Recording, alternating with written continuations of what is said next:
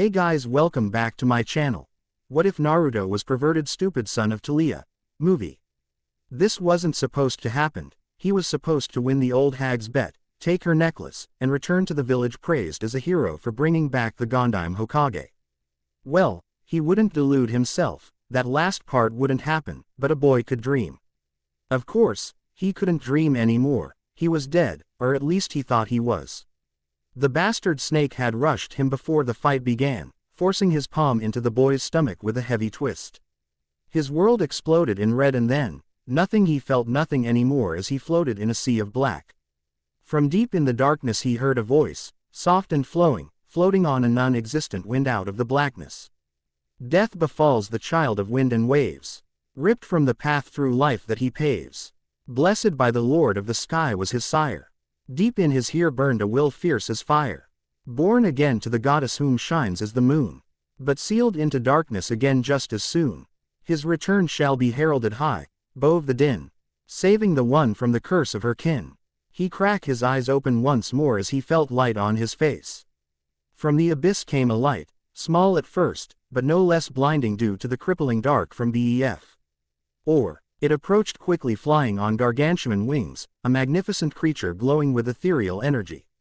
Its feathers glittered like gold in the sun, as it wrapped a hulking talon around the young boy's torso. Naruto lost all sense of being as the giant golden eagle carried him off into the gloom, only praying that it went someplace warm, the darkness was so cold. Sawada. A man stood before a small hearth within which sat a roaring orange flame. He wore the pinstriped suit of a businessman, a stark contrast to his long black hair and beard. He looked at the flame in deep comprehension.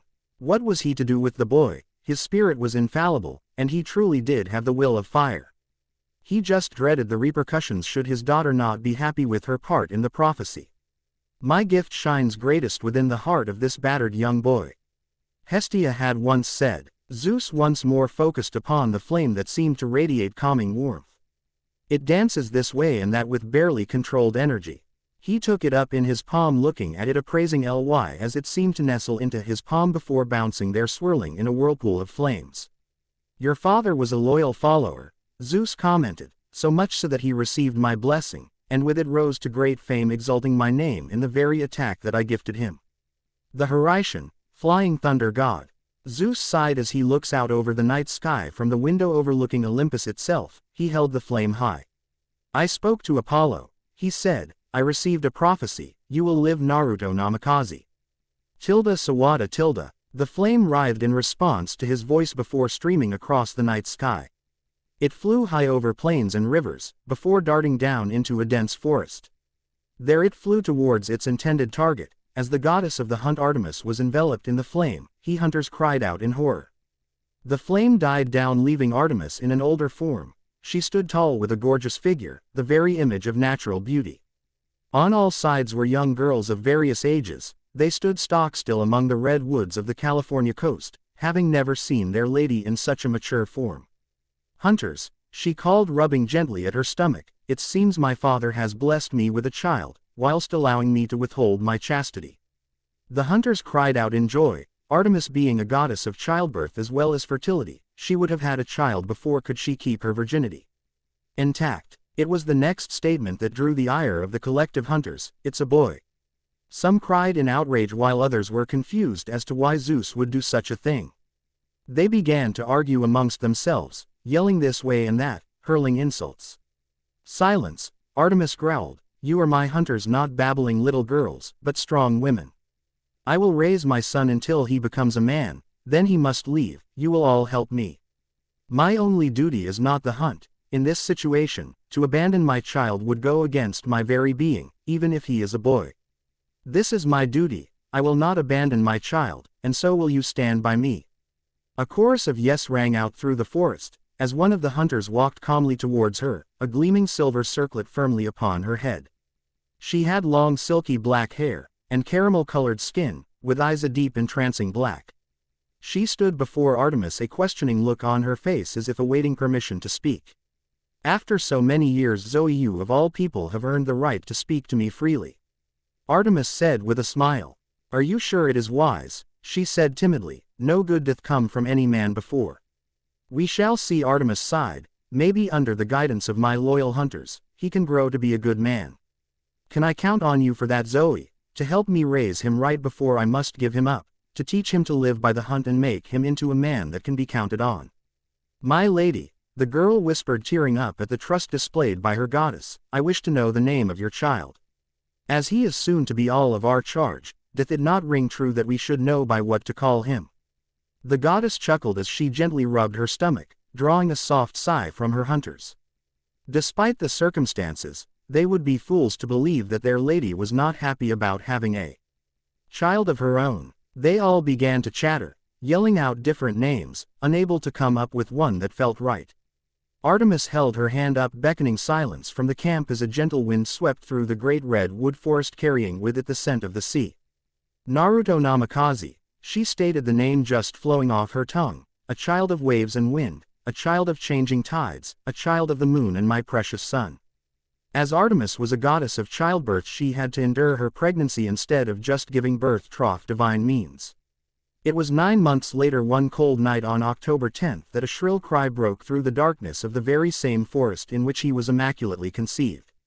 One of her older hunters, whose mother had been a midwife, assisted in the delivery. After 4 hours of labor you would find Artemis, the goddess of the hunt, holding a small bundle softly to her chest.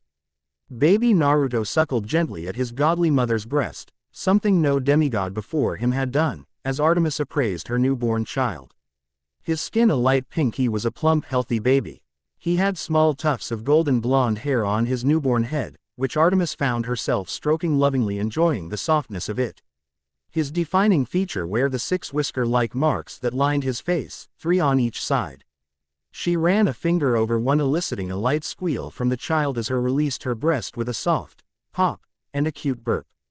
Artemis wrapped him in fox pelt. The color seemed to fit well with his facial features as she held him to her chest. They slept there that night on a bed of soft furs, as Artemis dreamt of what the future held. Sawada. Years passed as Naruto grew into a fine young man. He learned well from the hunters, and they learned that not all men were horrid creatures, just the ones they didn't help raise themselves.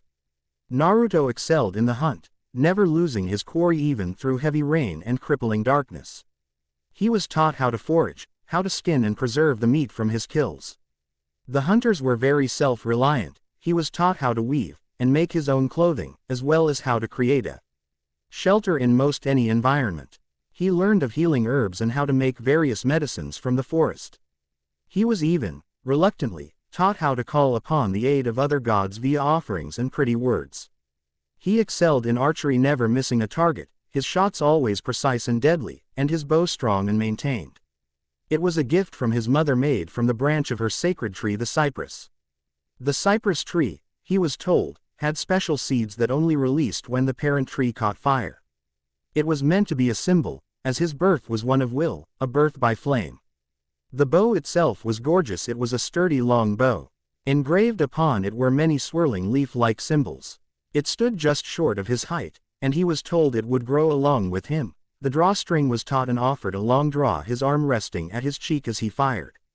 He also received a set of throwing knives from Zeus, which Artemis begrudgingly allowed him to keep. The handles were wooden, offering a surprisingly good grip. On the handles were many strange symbols that seemingly held no meaning, but she knew there must have been something to it, still wary of. Her father's gift to his grandson. The blades were peculiar, being pointed thrice, one long blade up the middle with 2 sharpened prongs off to the side. The blades were made from black steel, with only the blade being celestial bronze. There were large rings at the ends of the handles, and Naruto could often be found spinning one idly on his finger. With practice, Naruto was able to throw them with nearly the same accuracy as his bow. With them came a pouch that they would return to once thrown. She found her son to be very at home in the darkness, often able to come within a few paces of his targets before making the kill. He also leapt through the tree tops with what seemed like practiced ease. When asked, he would reply that he just felt at home in the forest.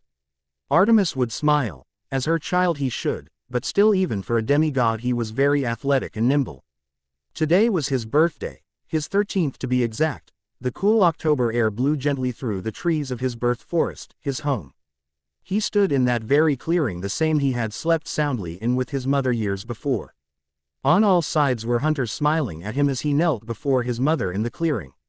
He wore a dull blue robe-like top that was loose on his frame. It was lined with a darker blue at its hems. It was held at his waist by a leather belt, attached to which was his quiver which hung at his back peeking out from his right hip. On his left hip was his pack in which he held many dried herbs and some dried meats. Strapped tightly to his right thigh were the strange daggers he got from Zeus. He wore a white scarf around his neck that hung down his back, under than he had tight-fitting gray shirt. His pants were also loose-fitting and held by the belt. They were a light tan color and were tucked into his mid shin-length dull blue boots. On his hands were a set of fingerless leather gloves, with a bracer on the left to protect from scraping his forearm upon release of his arrow. His hair was long, just nearly reaching his hips in length, and due to his mother's influence, far tamer than that of his father's. He held it in a long ponytail with a few unruly spikes framing his face, and giving him a wild look. His whisker-like birthmarks had lengthened wrapping around the bottom of his chin, and his eyes were blue with flecks of silver that shone in the night. At his hip attached to the belt was a wooden charm in the shape of a crescent moon overplayed with an arrow-like shape. It was from this that he drew his bow, as it got in the way when tracking and traversing the forests. "Naruto," Artemis spoke, "today is your 13th birthday. Under the care of my hunters and me you have grown into a fine man, the only one I trust. Therein lies the problem though, as a man, you cannot be a part of the hunt any longer." "I understand, mother," Naruto said solemnly. "I know that I have been lucky as other demigods sometimes never meet their parents." Artemis, heart clenched, she knelt before her son pulling him into a tight hug. "No, I will always love you my child, but you're a man now, you must chart your own course." Naruto sniffled slightly, trying in vain to hold back his tears. "Not so much a man that I don't still cry into my mother's arms it seems. I fear the day you no longer seek the comfort of my embrace," she stated. "You are precious to me, a maelstrom whose winds will range in my heart for eternity." They released each other as soon as Naruto had calmed his breathing. He whipped at his eyes as he and his mother stood to their full height, her being just a head taller than him in her adult form. She smiled down at him, happy with the man he had become, dedicated to the hunt, and a brother to her hunters. She held a hand to the air as a falcon screeched overhead. Into her palm fell a small leather bag. She handed it to Naruto and he secured it to his waist. "Inside are some drachma. Do you remember how to send an iris message?" Naruto nodded, to which she smiled softly at him again. "You cannot join the hunt any longer, but we would always be happy to see you." Naruto nodded as the hunters all moved towards one side of the clearing headed north. He stood alone before his mother. After another quick embrace, she turned and began to walk away. "I love you, mother," Naruto said softly. "And I you," she replied. Sawada. It was late March and Naruto found himself traversing the wilderness that surrounded the Pontiac River in Virginia. He had stopped to rest upon the branch of a tree when he noticed movement below him. From the brush came two young people about his age. One was a young boy. He was handsome. Naruto guessed he wasn't a good judge of other males' looks, nor his own. The boy had blonde hair, though not as bright as Naruto's, and had an athletic build. He was wearing some tattered blue jean shorts and a red t-shirt. He was pretty scuffed up. They must have been out here for a while. The second figure was female. She had jet black hair that splayed about her face in a haphazard manner, and striking blue eyes. She was wearing a beat-up army jacket over an equally beat-up black shirt, and a set of blue jeans with the knees cut out. All in all, she was cute, in a dying in the forest sort of way.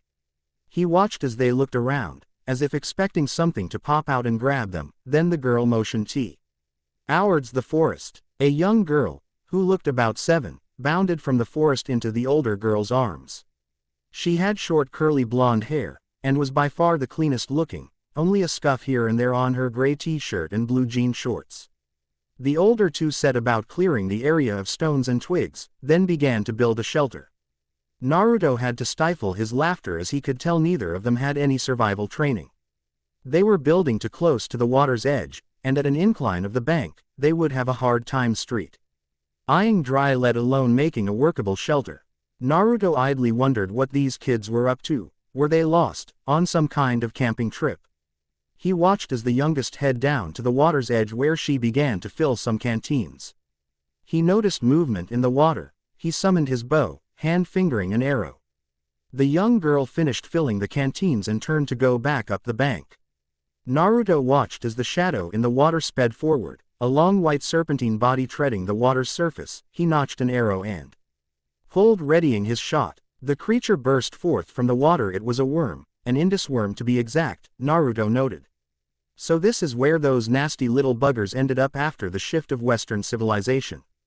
The beast was headed for the girl with a horrible shriek, its rat-like teeth gleaming in the dim light of the setting sun. The girl screamed. Combined with the shriek of the beast, it caught the others' attention as the older girl screamed. Annabeth. Thunk. What was once a 10-foot-long worm was now just golden dust. In its place was a silver-feathered arrow, which was stuck in the earth at Annabeth's feet. The other girl rushed forward as she checked Annabeth over for any injuries. The girl was visibly shaken, but otherwise alright. Luke. The girl said, "What was that thing?" "I have no idea, Thalia." "The boy," Luke replied, "but I think there is someone out there." A dry laugh echoed through the trees. "Was it the arrow that clued you in?" The three young demigods looked around, searching for the source of the voice, only to find the darkness of the forest as night began to fall in earnest. "Who are you? Where are you?" Luke called into the night, brandishing a beat-up bronze short sword. Thalia put herself in front of Annabeth. She seemed very protective of the girl. The little girl Annabeth had a small bronze dagger in her hand with determination shining in her stormy gray eyes. Another laugh. "I'll tell you, if you answer my question." The three were tense for a moment, then Thalia spoke up. "What is it?" "Whose children are you, demigods?" The voice spoke in cheerful reply. The three gasped as Annabeth faltered, slightly dropping her dagger and giving herself a nice-sized cut. She cried out in pain as Thalia rushed to find something to wrap it with, when a figure fell to the ground behind them. Naruto stood there, his bow gone, as he held up the spoils of his victory against the worm, a vial of oil from the beast. Very valuable, as it sets everything right which it is poured over, from creaking wood to creaking bones, and the flames it started could only be put out with copious amounts of fresh mud. Sadly, it could not heal cuts, but he had a way around that. Thalia fussed with Annabeth as Luke watched the newcomer warily. Naruto had reached into the pack at his hip, retrieving a small wooden cup and some dried thyme. He filled the cup with water and went over to Annabeth's side. He took her hand from Thalia, who looked ready to bite his head off. Ignoring her, he set to work. He looked the cut over. It was small but deep. The poor girl must be in pain, yet she wasn't crying. Tough little thing. He placed the thyme in the cup with the water and popped the cork from his vial of oil. "Lord Apollo," he said, "God of medicine and the arts, Lord of the sun itself, I offer the oil of the Indus worm in return for the healing power of this simple herb to be realized." He poured the oil into the water, and after a second it began to simmer slightly before settling down. Naruto nodded to himself, ignoring the astonished faces, and the pair of gray eyes gleaming in barley-controlled joy. He took the mixture and lifted it above Annabeth's hand. "This may sting a little." She winced slightly as the mixture bubbled around her wound, but her eyes filled with curiosity as the skin knit together before her eyes.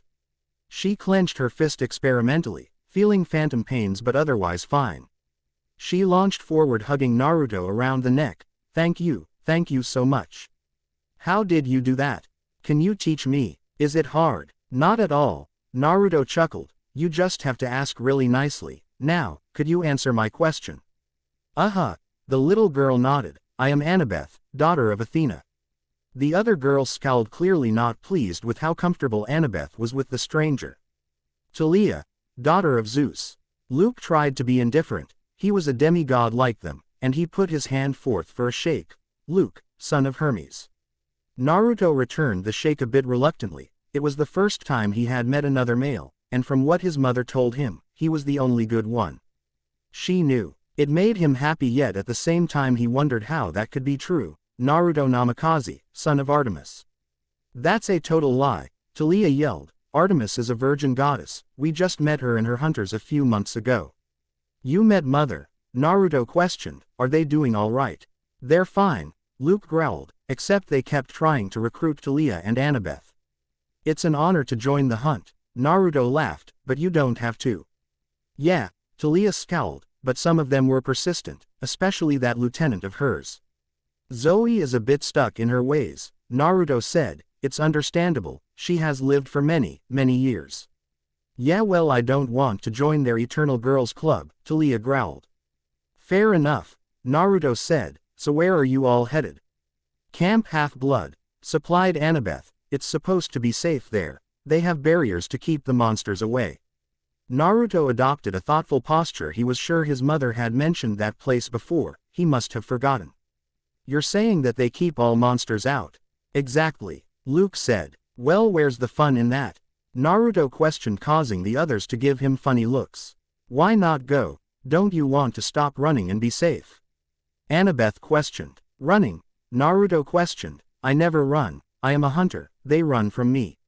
Out here, in the forests, all the world surrounding me, the thrill of the hunt, it is only then that I feel truly at home." The others looked at him like he was crazy. "You really are her son," Luke muttered. "At any rate," Naruto said, "I may as well tag along with y'all until you reach it. Can't have you endangering the little one with your lackluster survival skills." Naruto rubbed Annabeth's head, mussing up her hair as the girl tried in vain to push his hand away, giggling all the while. Luke looked over to Thalia and nodded slightly. They needed all the help they could get. Thalia wasn't all that happy about it until she saw the smile on Annabeth's face. He can't be all bad. Naruto spent the next hour setting up a better camp for them, finding a small den-like indention into a cliff face. It wasn't a rainy season, so they just needed to remain unseen. He covered the entrance with various shrubs and branches. The inside was roomy enough for all of them. Naruto left for a moment and returned with his pack. He pulled out a nice blanket made from wolf pelt and made a bed for Annabeth, as Thalia watched, grateful for how well the boy was treating her. Luke had curled into a corner and was already out cold. Annabeth was falling to sleep wrapped up in the wolf pelt. Thalia yawned loudly as she leaned against the hard wall, forcing herself to stay awake. Naruto looked over at her. Her head was drooping every now and again as she tried desperately to cling to consciousness. "You can rest," he said from his position near the entrance as he tended to his bow. "I can keep watch." "How do I know I can't trust you?" Thalia questioned. "You don't," was Naruto's curt reply. "Then I'll stay up, thank you," she scoffed. Naruto sighed and reached into his pack, leaning over towards the girl he called, "Hey Thalia." "What is it, yo?" she said, only to be hit in the face with a mixture of ground lavender and sage.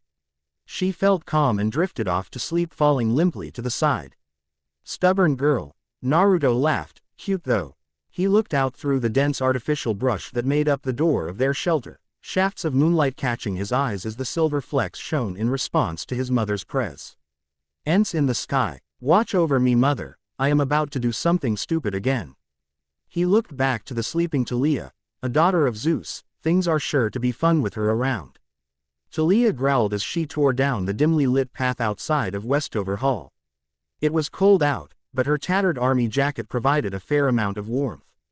Still, the icy wind coming in from the sea still stabbed at her skin. They had been running full speed since they realized Percy had run off after the kids they were meant to pick up. Her hot breath was shone white against the night air as she carried on, spear in hand, and her shield, Aegis, glared out at the world. The blockhead, does he think he can take on the monster all by himself? Things had gotten progressively worse for Thalia since she awoke from the pine. She finds out that one of her friends was now a traitor to the gods and that the little girl she once knew had grown up without her permission. The cherry on top of all that was that she is now subject to a prophecy that could very well mean the end of Olympus, but no pressure. She felt a small pang in her heart at the thought of her old friends and traveling companions. One in particular, a whisker-marked boy who, for all they knew, had died that night 7 years ago. She shook her head violently as they came into the clearing that overlooked the sea. Such thoughts would only cloud her head in the upcoming battle.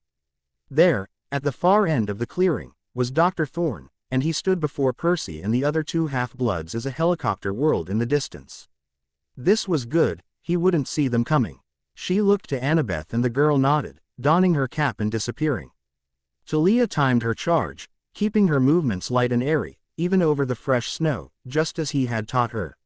She saw her chance as Percy and the other 2 were barreled over by some unseen force, and spear raised high, she charged forward, just a scant 5 yards away from the enemy. "For Zeus," she yelled as she jabbed at the man's head. Dr. Thorne batted the blade aside, his hand morphing into an orange furred paw, razor-sharp claws gleaming. The beast tried to deliver a slash to her chest, only to catch sparks against the sturdy form of Aegis. Thalia flew back over a yard, landing hard on her back before shifting into a backwards roll, her spear trained back on the now bestial form of Dr. Thorne. He growled as he launched a volley of spikes in her direction, using his spiny scorpion-like tail. They only just caught her shield, but the force was enough to knock her to the snowy ground. Grover came to the rescue, his reed pipes in hand, playing frantically what sounded like some garbled sea shanty. In response to his music, thick weeds began to creep up Thorne's legs, crawling out from the thick snow and binding him to the ground. Dr. Thorne growled and began to change. He grew larger and larger until his form was that of a lion, his face still human-looking. He snarled, his leathery scorpion-like tail whipping about, sending deadly thorns every which way. "A manticore," Annabeth said, now visible. Her magical New York Yankees cap had come off when she'd plowed into the group. Thalia, still slightly dazed, picked herself up from the snow, just in time to see Grover get hit across the ribs with the beast's tail. He flew, landing next to Percy and the others, Percy holding a ordinate which she was sure, judging by the dent, wasn't going to hold up. She began to advance on the monster's unprotected back. "Yield!" The monster roared out at the three downed demigods and satyr. "Never!" Thalia yelled as she charged the monster, intending to run him through. But then there was a thunderous noise and a blaze of light from behind the beast. The helicopter appeared out of the mist, hovering just beyond the cliffs. It was a sleek, black, military-style gunship with attachments on the sides that looked like laser-guided rockets. The helicopter had to be manned by mortals, but what was it doing here? How could mortals be working with a monster? The searchlights blinded Thalia, and the manticore swatted her away with its tail. Her shield flew off into the snow. Her spear flew in the direction opposite. "No!" Percy yelled as he ran out to help her. He parried away a spike just before it would have hit her chest, and raised his shield over them, but they both knew it wouldn't be enough. "Now do you see how hopeless it is? Yield, little heroes!" Dr. Thorne cackled over the whirling blades. It was then that a clear, piercing sound filled the frigged night air, the call of a hunting horn blowing in the woods. The manticore froze. For a moment, no one moved. There was only the swirl of snow and wind and the chopping of the helicopter blades. "No, drive," Thorne said. "It cannot be." His sentence died in his throat as a something shot through the night, like a streak of moonlight. A glowing silver arrow sprouted from Dr. Thorne's shoulder. He staggered away wailing in agony. "Curse you!" Thorne cried. He unleashed his spikes, dozens of them at once, into the forests where the arrow had come from, but just as fast, silvery arrows shot back in reply. In an expert display of marksmanship, the thorns were intercepted, and sliced clean in two. The manticore pulled the arrow out of his shoulder with a howl of pain. His breathing was heavy. Percy tried to swipe at him with his sword, but he wasn't as injured as he looked. He dodged the attack and slammed his tail into the boy's shield, knocking him aside. Then the archers came from the woods. They were girls, about a dozen of them. The youngest was maybe 10, the oldest, about 14. They wore silvery ski parkas and jeans, and they were all armed with bows. They advanced on the manticore with determined expressions. "The hunters!" Annabeth cried. Thalia staggered to her feet with an exasperated sigh. "Oh, wonderful! Tilda Sawada Tilda." Zoe Nightshade stepped forward, ahead of her fellow hunters, her bow-drawn eyes trained upon their target. "Permission to kill, my lady."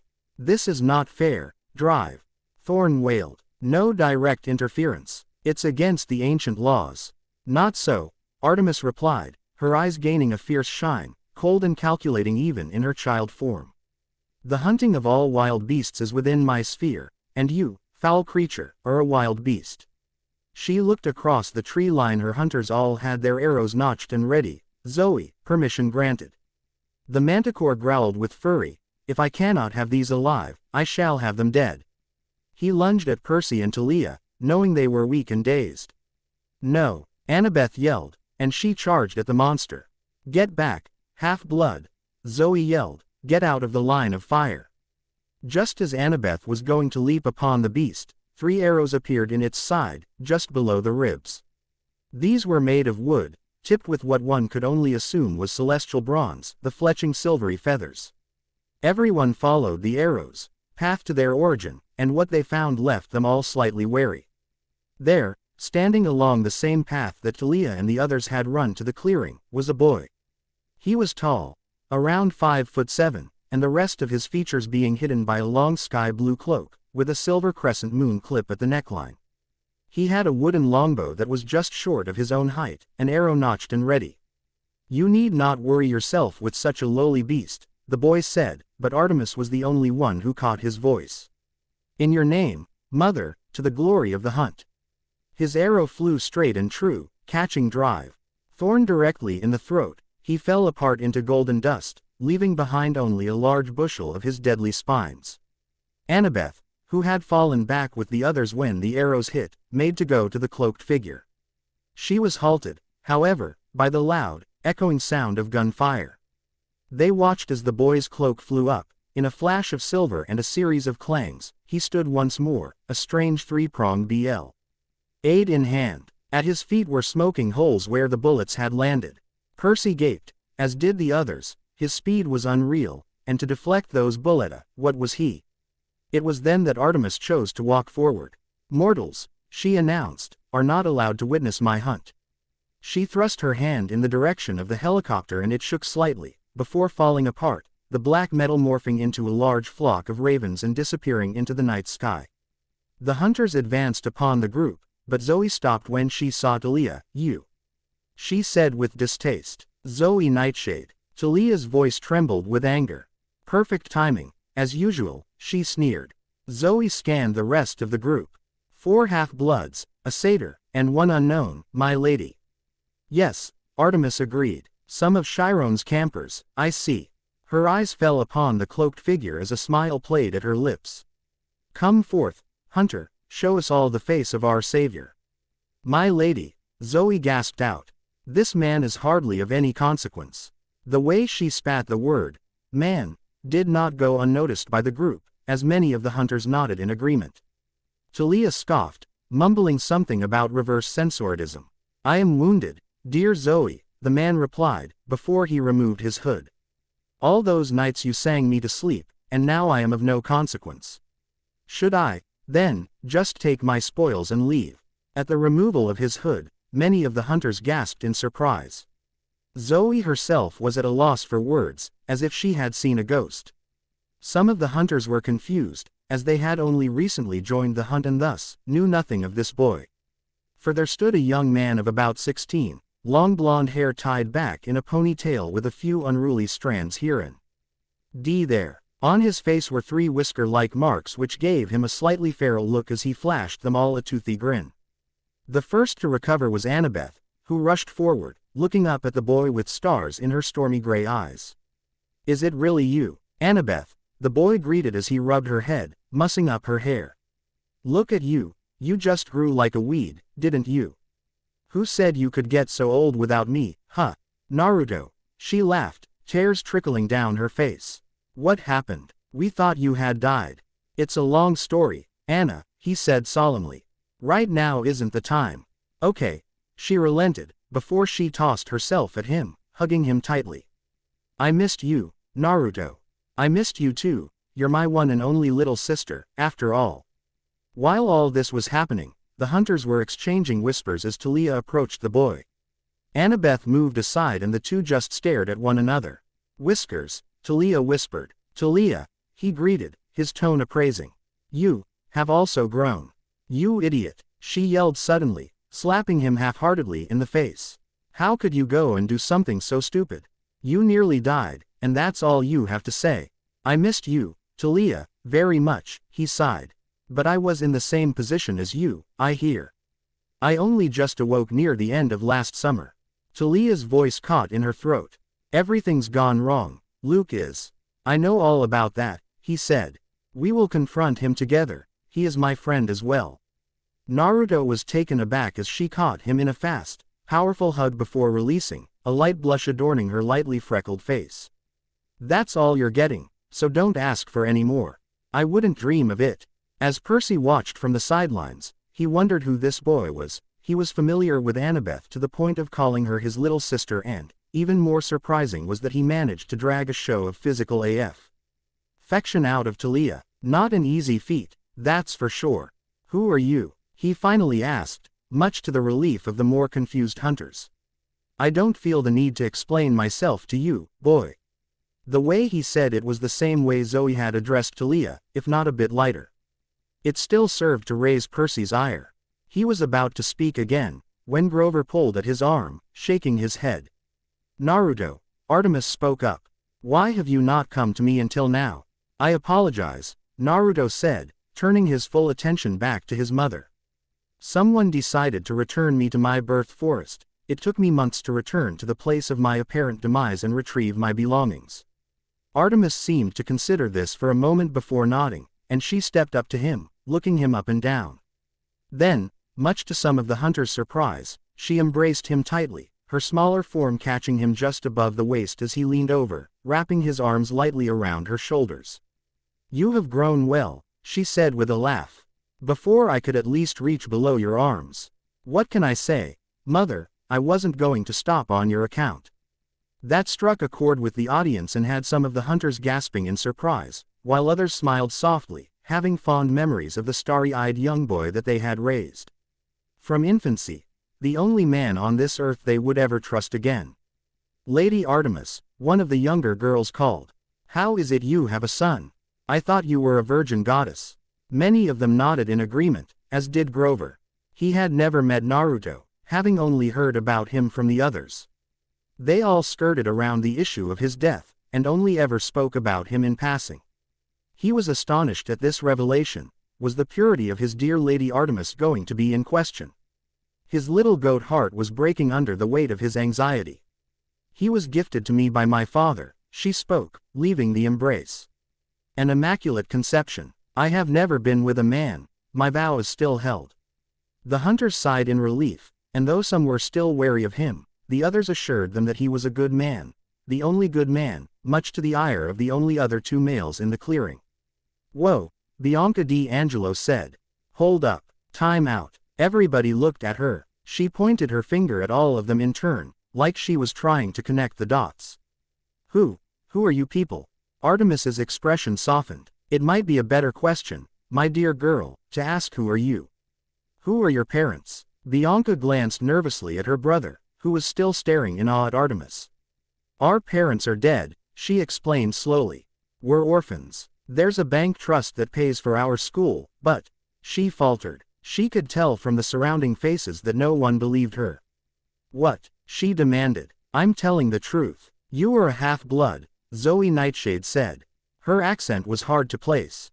It sounded old-fashioned, like she was reading from a really old book. One of thy parents was mortal. The other was an Olympian. An Olympian, athlete. No, Zoe corrected. One of the gods. Cool, said Nico. No, Bianca's voice quavered. This is not cool. Nico danced around like he needed to use the restroom. Does Zeus really have lightning bolts that does 600 damage? Does he get extra movement points for? Nico, shut up. Bianca put her hands to her face. This is not your stupid mythomagic game, okay? There are no gods. The half-bloods in the audience looked on in sympathy at her outburst, and even Artemis seemed to feel for the girl. Bianca, I know it's hard to believe, but the gods are still around. Trust me, they're immortal, Thalia stated. And whenever they have kids with regular humans, kids like us, well, our lives are dangerous. Dangerous, she repeated quietly. Yes, Percy interjected, you and Nico need training to survive. Doctor, Thorn won't be the last monster you meet. You need to come to camp. Camp? Bianca asked. Camp Half-Blood, Percy clarified. It's where half-bloods learn to survive and stuff. You can join us, stay there year-round, if you like. Sweet, let's go, said Nico. Wait, Bianca shook her head. I don't. There is another option, Zoe offered. No there isn't, Thalia yelled. Thalia and Zoe glared at each other, daring the other to make a move. Things hadn't improved since their initial meeting. They were all set for an all-out stare-off when Naruto spoke up. I believe you are forgetting the third option. Artemis regarded her son strangely before it set in and she smirked slightly. And what would that be, Naruto? Simple, he replied as he collapsed his bow into its charm form at his belt. I invoke the right of apprenticeship. This drew an outcry from some of the hunters, but they were quickly silenced by the more experienced ones. Even if I am no longer with you, I am still a senior hunter, Naruto continued. By the laws, I can take an apprentice if I please, to be evaluated and receive mother's blessing at a later date. Thalia looked confused, having never heard of this, as did many of the others, especially Bianca herself. As my son, Naruto, has my blessing, he embraces the hunt. His arrows shall fly straight and his feet shall be swift, but he is not a part of the hunt, since he is indeed a man, she stated calmly. However, as one blessed by myself, he has the right to seek an apprentice if I am impressed by said apprentice, and then they shall also receive my blessing. She would be like any other half-blood, only with the same training that my own hunters undergo. Also, although it vexes me, she is free to seek romantic endeavors, as the blessing is based upon skill not choice. At this she looked slightly disgusted, showing that despite being a caring mother to her son, she despised other men with a passion. It has not occurred in years, as any who gain my favor normally join the hunt. Miss D'Angelo would make a fine addition to the hunt. I ask why you would deprive her, and myself, of the chance, Naruto. Thalia sent Naruto a thankful look. She didn't want to lose the girl to his mother's little club. At least this way, she would be free to do as she pleases, instead of being chained to the hunt. My reasoning is simple, Naruto stated. If Bianca were to take your offer, she would become immortal and bound to your hunt, mother. With all due respect, mother, she has a brother, and to join would be tantamount to abandonment. I see your reasoning, and although it saddens me to lose a potential sister, I know you would teach her well. Zoe, we will rest here for a few hours. Raise the tents, treat the wounded, retrieve our guests' belongings from the school. Yes, my lady. Bianca, come with me, we will discuss what your choice will be. What about me? Nico questioned the goddess. Artemis considered the boy. He was still young and very much innocent. For a second, he was overlaid with the image of a young, spiky-haired blonde boy, a squirrel perched on his head, giddy at the thought of a little animal companion. She shook her head. It was best not to dwell in the past. Her son was grown now. Perhaps you can show Grover how to play that card game you enjoy. I'm sure Grover would be happy to entertain you for a while, as a favor to me. Grover just about tripped over himself getting up. You bet. Come on, Nico. Nico and Grover walked off toward the woods, talking about hit points and armor ratings and a bunch of other geeky stuff. Meanwhile, Artemis led a confused-looking Bianca along the cliff. The hunters began unpacking their knapsacks and making camp. Zoe gave Thalia one more evil look, then left to oversee things. As soon as she was gone, Thalia stamped her foot in frustration. The nerve of that girl. She thinks she's so, arg. I'm with you, Percy said. I don't trust. Oh, you're with me. Thalia turned on him furiously. What were you thinking back there in the gym, Percy? You'd take on Dr. Thorne all by yourself. You knew he was a monster. Calm down, guys, Annabeth said, playing the voice of reason. It all worked out in the end and we'll be back at camp by this time tomorrow. Yes, Naruto said lazily. And look on the bright side, if not for this boy here, I wouldn't have had such a fantastic entrance. Whiskers, you dunce, Thalia admonished, trying to hide her smile. Only you could say something so stupid. Percy felt far out of the loop, and decided to give his question another shot. So, could you tell me how you all know each other? Naruto was about to say something. Percy wondered if he was going to be as gruff as before. It would seem he picked up some of his mother's distaste for men. Much to Percy's relief, Annabeth spoke first, effectively cutting the other demigod off. I'm sorry I never told you before, she started. It was a sensitive subject for all of us. Percy noted that her eyes shifted to Thalia with the last statement, and he began to wonder if there was something between the two. We met him a few months before Grover found us, Thalia explained. In Virginia, on the Pontiac if I remember correctly, Naruto added. You were all bumbling about, trying to set up a decent camp, and poor little Anna was left to get the drinking water. Naruto punctuated the poor little Anna statement by comically hugging her about the neck. This display of affection didn't sit right with Percy. What really hit home with that gesture was the slight glare Naruto sent his way, as if to say, she's mine and you aren't good enough. If it wasn't for Naruto being there, I might have been eaten that day, Annabeth agreed. Inda's worms. Nasty little things, they drag in anything close to the water's edge and then tear it to pieces. Naruto said this in such a cheery fashion that it felt odd. So wait, if you met all that long ago, where have you been? Percy asked. They said you had died. Annabeth averted her gaze and Thalia growled, that's none of your damn business.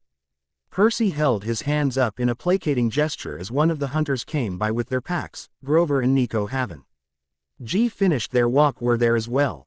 Grover went to work at fixing up Percy's arm, which, much to Nico's apparent delight, was a sickly green color. Before Grover began to dress the wound, Naruto produced a small wooden box from his hip pouch. He handed it to Grover, who looked at him questioningly, and Percy winced due to the pain from the gangrenous wound. It's a healing salve, Naruto explained. It's made from wild herbs and fights infection as well as promotes quick healing. Grover nodded, hastily applying the salve to Percy's wound and, much to his surprise, it began to lose its green tint before his eyes. He quickly set about bandaging the arm as Percy asked, what's in that stuff? It doesn't hurt at all. Just an assortment of various herbs, Naruto replied nonchalantly. Thalia and Annabeth nodded as they had seen him do similar things with herbs and natural oils before. Percy looked skeptical but nodded in acceptance, and Grover just trusted that a son of Artemis would be well versed in all things of the forest. Naruto inwardly sighed. In reality, he had no idea exactly how he came across the knowledge of that particular salve. He had been foraging one day, when he began to seek out particular herbs, with seemingly no meaning. He had flashes of what he could only assume was a far-off memory, as a lavender-eyed girl explained the various uses of these seemingly simple herbs. He assumed it was one of the hunters and he had only just then remembered that particular lesson. Still, he couldn't place the voice. There wasn't a huntress who stuttered so much. Thalia had stalked off, thankful for the change of subject, and she found herself walking among the white wolves that the hunters seemed to have summoned as guard dogs. She was just getting comfortable with the silence when she felt a presence behind her, and she turned to find Naruto standing in the snow with one of the wolves at his side, pining for a treat. Thalia idly noted that Percy was having his ear talked off by Nico in the background, before turning her full attention to the blonde. What did you want? She asked, sounding harsher than she had meant to. Naruto sighed as he stepped towards her. Just wanted to let you know that it's not your fault. Not you too, Thalia bit out gruffly. Everyone told me that, but the fact remains that I should never have rushed in that way. I agree, Naruto said plainly, shocking her slightly. It was stupid and irresponsible, but I will never regret coming to your aid that night. Thalia bit her lip, her hands tugging at the sleeves of her jacket, as a cold wind whipped between them. You could have died, she whispered. But I didn't, Naruto laughed. Did I, Daylily? How many times do I have to tell you not to call me that? She hissed lowly, her face red from embarrassment. Your name means the one who blooms, and the daylily blooms every day, its petals falling at night only to bloom once again the next morning. Your name suggests a constant state of bloom, always growing, always shining. Thalia blushed at his words, fighting with her urge to either punch him or hug the idiot. Well, she was, until he added, now if only you would live up to your namesake. You rotten bastard, Thalia exclaimed, settling for a tackle. Taken by surprise, Naruto fell to the ground, bringing Thalia with him. He felt his breath leave him as they hit the cold earth. When he regained his bearings, he was looking straight into Thalia's electric blue eyes and she was straddling his hips as she pulled him by the collar of his cloak to meet her gaze, her eyes shining with fury, as her hands actually seemed to give off small, static discharges. Now that's the Thalia I know, he smiled approvingly. You bloom in your own special way, Daylily. Her gaze softened, but her grip stayed strong. The damn knucklehead could be quite the smooth talker. Thalia was content to glare half-heartedly at his grinning face, but unfortunately that wasn't in the cards as a soft cough interrupted them. Looking over, they saw a red-faced Zoe Nightshade, and behind her stood Percy, his mouth agape. Zoe quickly recovered, schooling her features. She addressed the one on the bottom. Thy mother wished to see thee, along with Percy Jackson. Of course, he replied easily. Would you mind moving, Lily? Thalia didn't need to be told twice, she was off of him in a second. The familiarity portrayed in the nickname was not lost on the other two, as they both drew their own conclusions. You know where her tent is, correct? Zoe asked Naruto. Yes, Zoe, I remember. Good child, she smiled. I will be with you soon, just lead this one there. As Naruto and Percy headed to his mother's tent, Zoe rounded on Thalia, fixing her with a glare. What dost thou think you were doing? What? Thalia questioned, not liking her tone. Could you speak English? Zoe gave an exasperated sigh. What was thou doing with Naruto just now? I don't see why that's any of your business. Thalia smirked, trying to get under the girl's skin. Listen well, girl, for I shall only say this once, Zoe growled, you are not worthy of my lady's son. Thalia did a double take before glaring at the girl, her fist clenched as her nails dug into her palms. What was that? She seethed. I had something stupid stuck in my ear. You heard me, Zoe replied, now calmer that she had gotten a rise from the other girl. If Naruto is to ever seek companionship, it should be with someone worthy of my lady's blessing. You, Thalia growled, you want to set him up with that D'Angelo girl. Better than an impulsive brat. You old hag, Thalia snapped. Have you stopped to think how he might feel? Do not speak to me as if thou hast a claim on his feelings.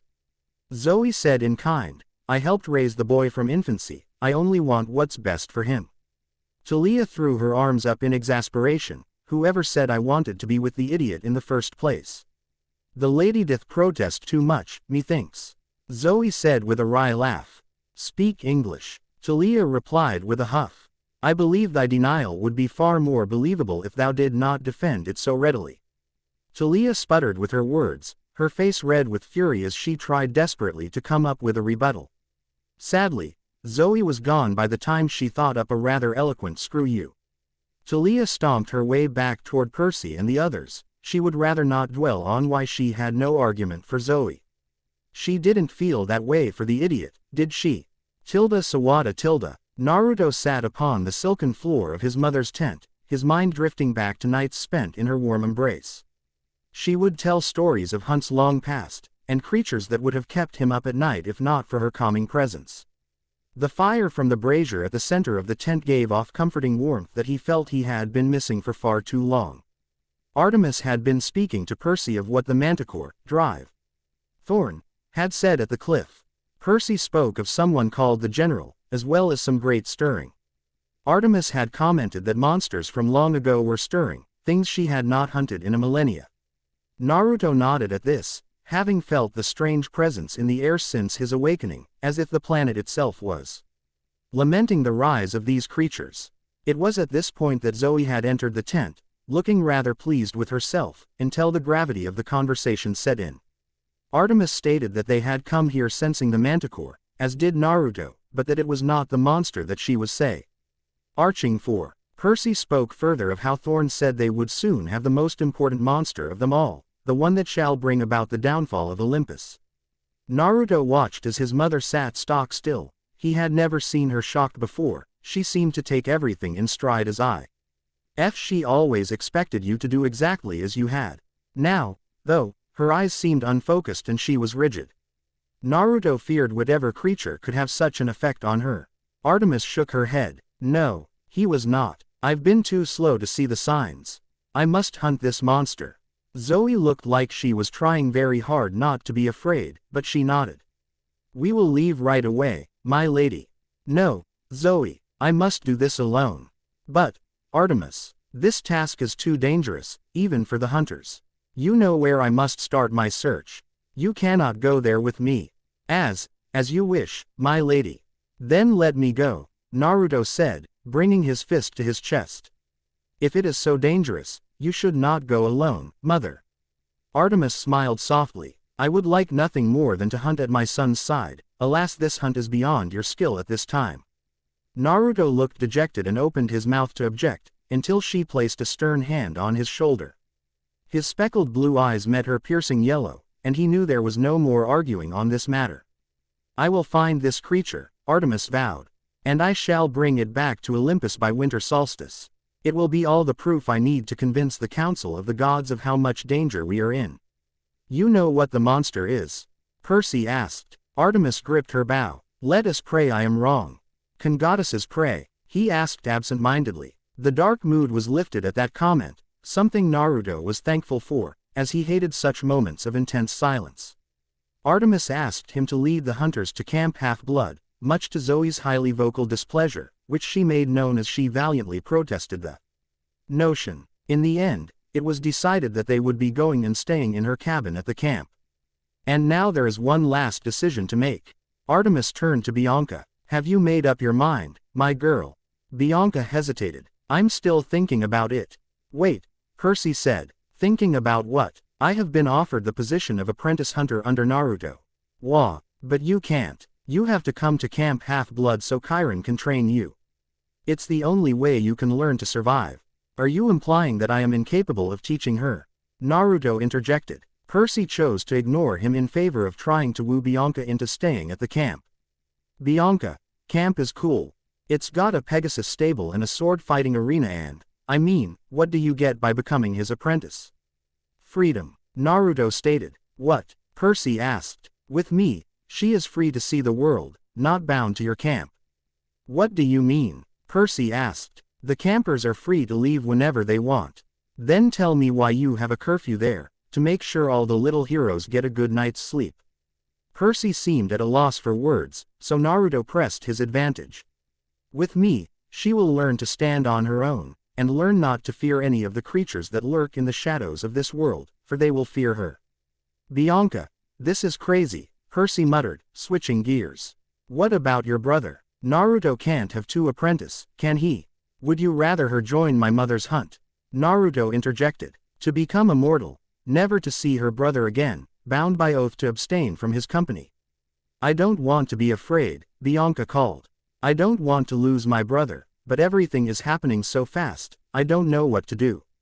He has been my responsibility for the longest time, and I know it's selfish, but I just want some freedom, to be my own person. I offer you that, Naruto stated calmly. You can always return to your brother's side, but you hold the privileges of a hunter, freedom to go anywhere your feet can carry you. And I will teach you what you need to survive in this way. I will teach you what I can of my own learnings, and help you go.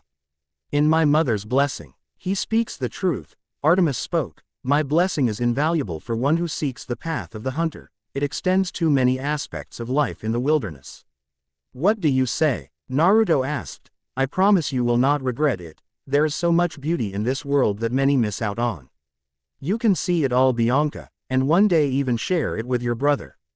I accept, Bianca said, much to Percy's vocal displeasure. Is there some sort of special way to do this?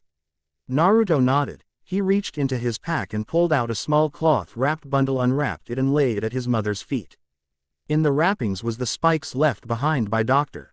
Thorn. Mother, please accept my offering of Manticore's quills, in exchange for your blessing upon Bianca as an apprentice hunter. Artemis eyed the quills, her eyes a touch appraising. Before speaking, Bianca, do you swear to uphold the honor of the hunt set forth by your teacher, and to follow his words without question until such a time as your apprenticeship is deemed complete?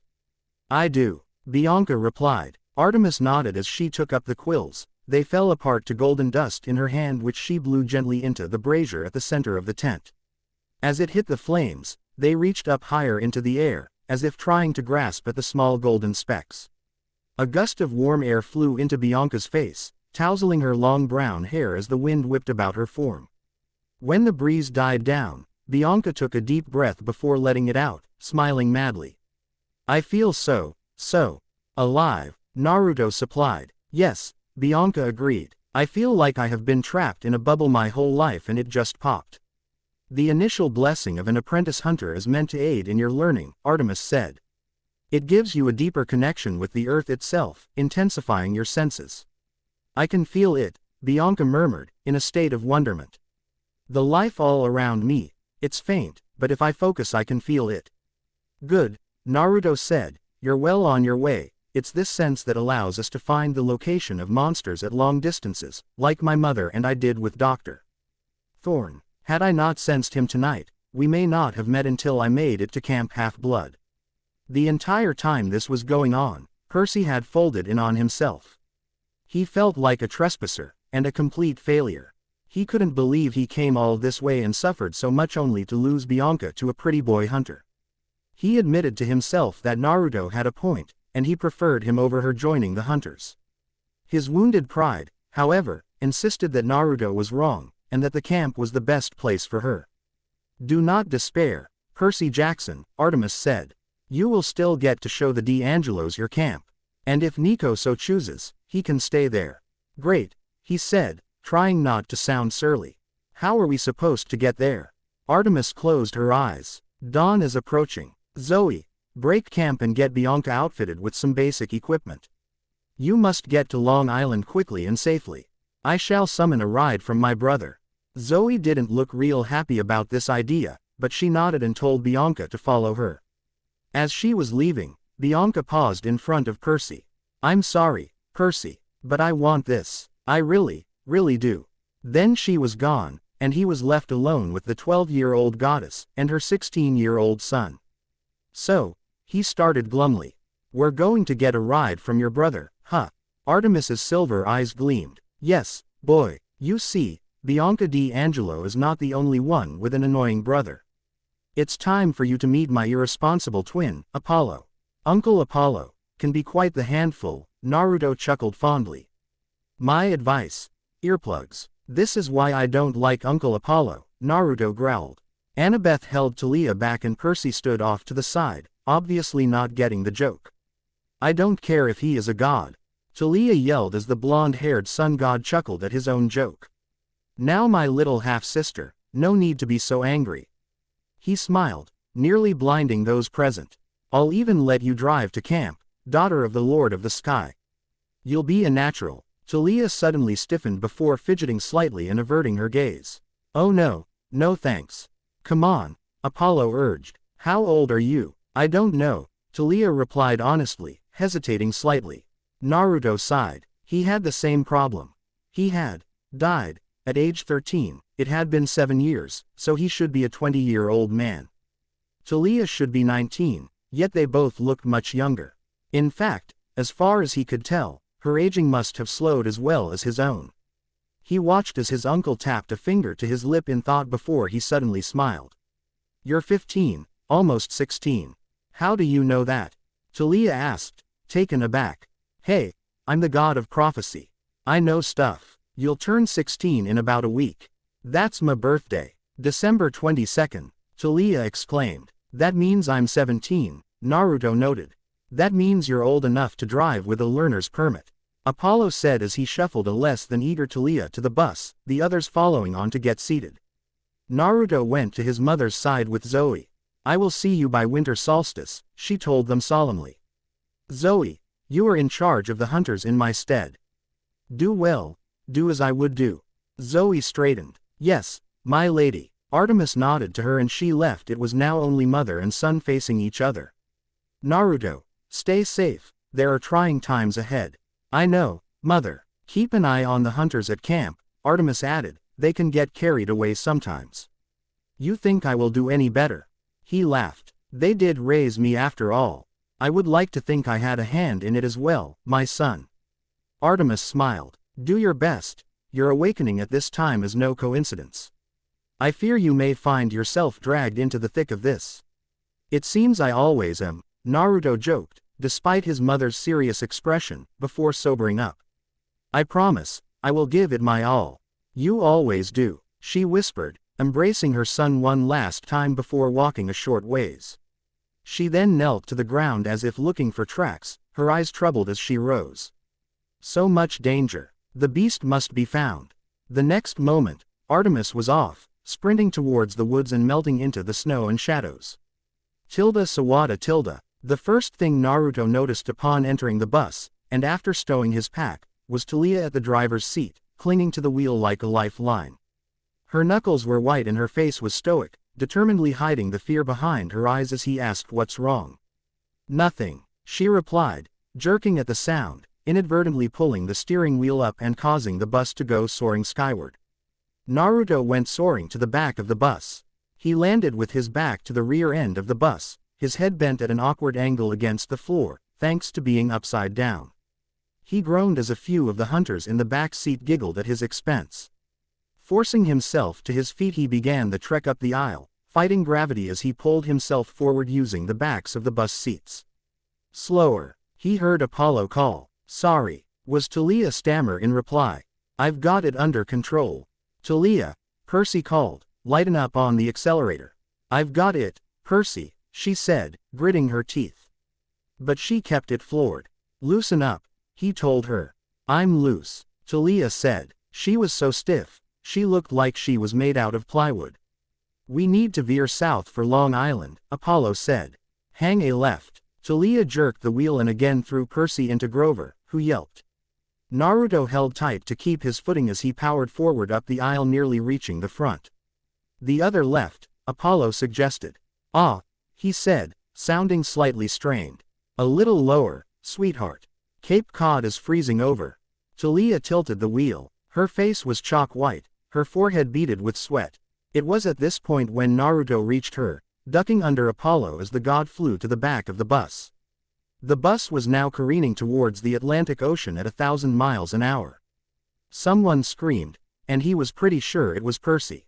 The New England coast line was off to the right, and it was getting hot in the bus. Calm down, Daylily, he whispered harshly, gripping her hand over the wheel. I'm here with you, Anna, and I believe in you, so don't be afraid. You can do this. Now, pull up. Thalia visibly calmed as she pulled up on the wheel. Her grip was still tight, but she felt more secure, knowing there was someone she trusted at her side. The bus continued to fly across the sky, now much steadier, as Naruto continued to speak encouragingly to Thalia. You're doing great, he told her. Long Island is straight ahead. Ease up the accelerator, that's it. Percy sat astonished while Apollo praised himself on his ability to pick great drivers. Naruto seemed to have a deep connection with a lot of the people he knew, and yet he only learned of him now. On top of that, there seemed to be something between him and Thalia that Percy wasn't getting. He decided to abandon that train of thought as ground came into view out the window. The bus was coming in for a flat landing on all four wheels. Perfect. Go Thalia, he praised, grinning. As expected of a daughter of Zeus. Apollo laughed. I sure can pick him. Thank you, Naruto, Thalia whispered. He smiled back at her. It's no problem. Everyone exited the bus, the hunters led to cabin 8 by a very persistent Grover, while Naruto, Percy, Alia, and Annabeth led the D'Angelos to the big house. The entire camp was covered in a layer of fresh snow, something Percy found interesting due to the wards the camp had set against weather. The cabins were decorated with tiny flickering lights, like Christmas lights, only made of real fire. In varying colors. As they made their way to the big house, Naruto took note of the few campers around. There was a burly boy stoking a forge outside the armory, and two sneaky-looking fellows were picking the lock on a shop of some kind. What drew the most attention, however, was the snowball fight going on between a few wood nymphs and some gruff-looking campers. Naruto was pulling for the nymphs. The big house was decorated with strings of red and yellow fireballs that warmed the porch. Naruto removed his cloak, hanging it on a hook near the door as they entered. Inside, flames crackled in the hearth, the air smelled like hot chocolate, and after a glance around, he saw Mr. D and Chiron playing a game of cards in the parlor. The smile that the old man gave them sent Naruto reeling. It was a warm, caring smile, one that seemed so familiar. Unbidden images of a graying old man in red and white robes filtered through his mind, the man's kind smile as he stoked the flames in his fireplace and told the young boy huddled on the carpet stories of heroes and warriors long gone. Then a picture of the very same man, as rain pelted a black casket adorned in white flowers. The young boy, now older, put on a strong face, desperately holding back his tears. Naruto, huh? He asked, coming back to reality, seeing Annabeth snapping in his face. You spaced out, she said, concern creasing her brow. Are you okay? I'm fine, just a little tired from my journey, he said. Good to hear that, my boy, Chiron said from his seat. I have heard a lot about you from Annabeth and Luke. All of it lies, I assure you, Naruto said with a mischievous grin. The Greek fire bomb in the monster donut shop, that was Anna's idea and I had nothing to do with it.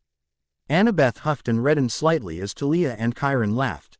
Percy sat back, completely curious about the time when Naruto was with them before and he couldn't help but feel slightly left out.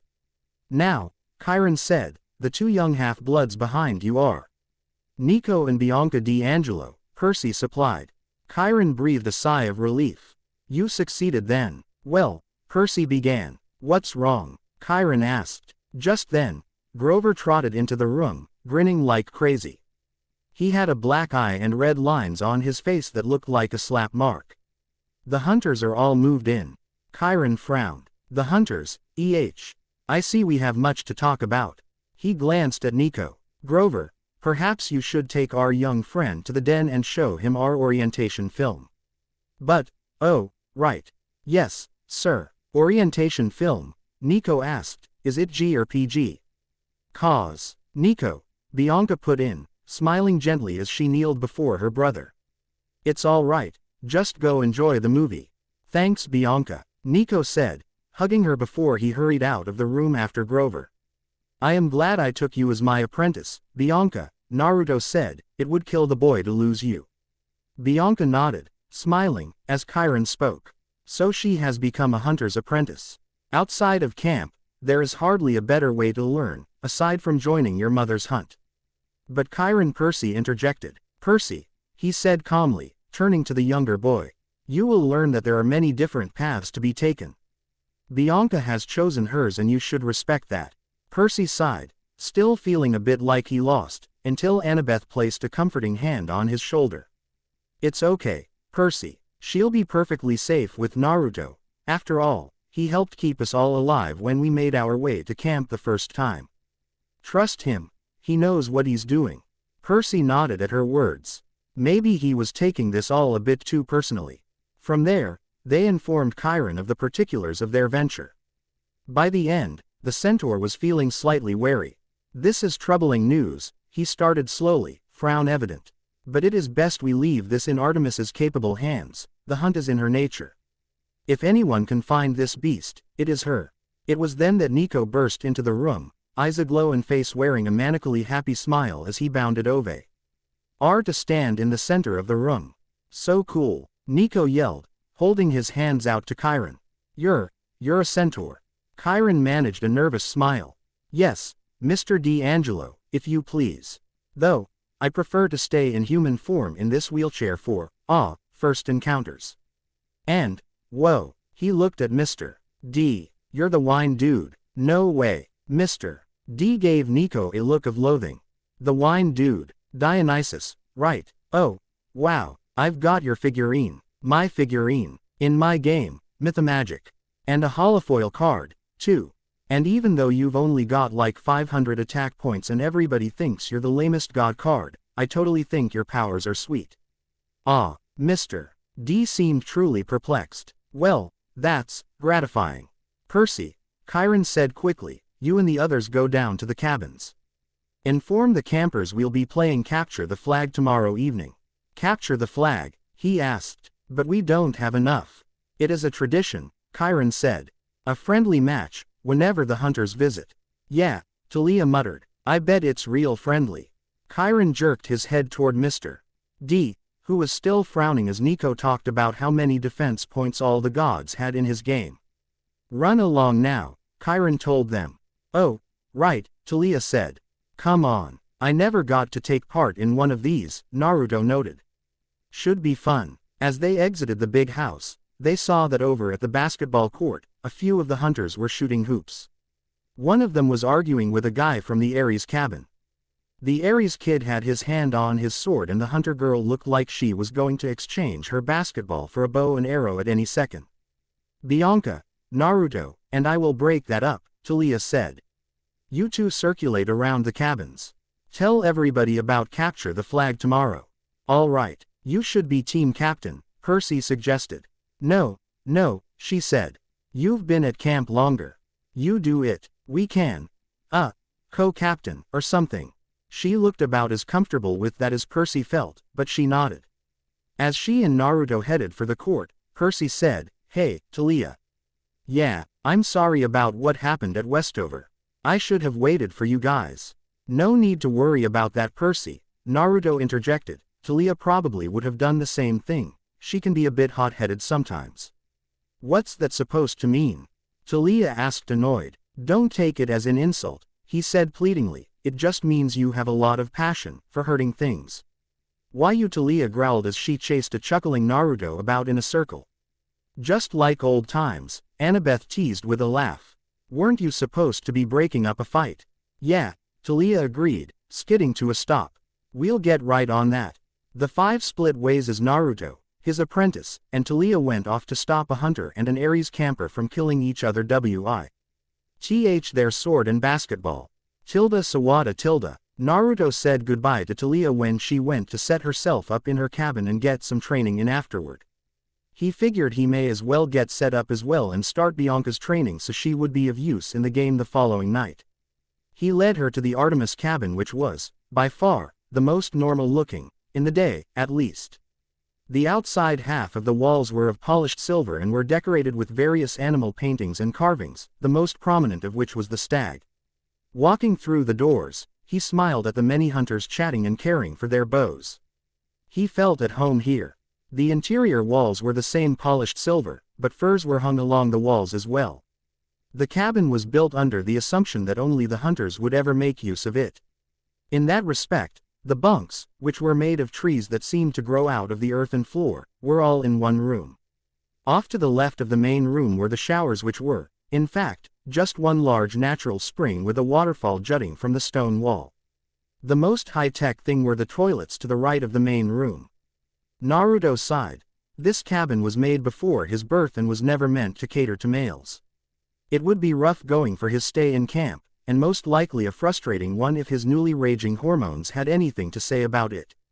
The hunters all smiled at him, some still a bit put off but willing to accept their lady's only son and his apprentice. Naruto made his way to the end of the room near a window and placed his pack on the top bunk, motioning for Bianca to take the bottom. With that task done, they both head out of the cabin. It was at this point when Bianca asked a very poignant question. What are we doing? We are getting you a bow, Naruto told her matter-of-factually. But, the armory is over that way, Bianca pointed out, recalling from their walk to the big house. Naruto chuckled. Your first task as an apprentice hunter is to make your own bow. But I don't know how to make a bow, she mumbled. I'll be there to help you, and besides, Naruto said with a laugh. They practically make themselves. Sawada. You can't be serious, Bianca deadpanned as she and Naruto stood beneath the yew tree. Dead serious. Everything has life in it, Bianca, Naruto said. The sooner you figure that out, the better the hunter you will be. But it's a tree, she sighed. Yes, Naruto agreed. A yew tree, and a fine one at that. Very old and very strong. He pat the trunk, and the leaves rustled lightly, as if responding. Now get on with it, my skeptic apprentice. All right, she muttered, before sighing and straightening before the tree. Mr. or Mrs. Yew tree, could you spare me a branch to make my bow? Bianca turned away from the tree, fully expecting no response. You see this as OWW. Naruto chuckled as he watched Bianca pick up the tree branch that had fallen on her head. She looked back and forth from the tree to the branch before smiling brightly. Naruto laughed. She would make a great apprentice. Okay, what next? She asked. Next, we find the necessary materials, Naruto said. Unlike the hunters or my bows, which are gifted by the gods, you must earn yours as I did my first bow. Mother said she wanted me to learn the hard way, so I did. I still have my first bow safely hidden in my birth forest. So what are the necessary materials? Bianca asked. That is all up to you, Naruto said, shrugging. Reach out with your senses, feel all the life around you, and when you find one that calls to you, we will begin. Naruto watched as Bianca closed her eyes, taking deep, gentle breaths. She stood perfectly still. About a minute later, her eyes shot open and she darted into the forest, Naruto hot on her heels. As she led him deeper and deeper into the forest, he began to wonder what she could be in search for. As the woods became much thicker and darker, abruptly, she stopped, crouching just behind a bush with a small clearing beyond it. Naruto fell to a knee next to her and gasped slightly at the sight that greeted them. What is that thing? Bianca whispered harshly. There in the clearing was a single tree long dead, the clearing itself was devoid of life. The ground was cracked and charred here and there as if it had been scorched. However, the state of the clearing itself was not the reason for their stopping, it was what was perched atop that gnarled tree. For there, its bronze feathers gleaming, was a bird as tall as Bianca herself. It was quite the intimidating sight with its metallic talons and beak still tinted red with dried blood. A Stymphalian bird, Naruto replied quietly. It's rare to see one in a forest like this, normally they like wide open plains so their prey cannot hide.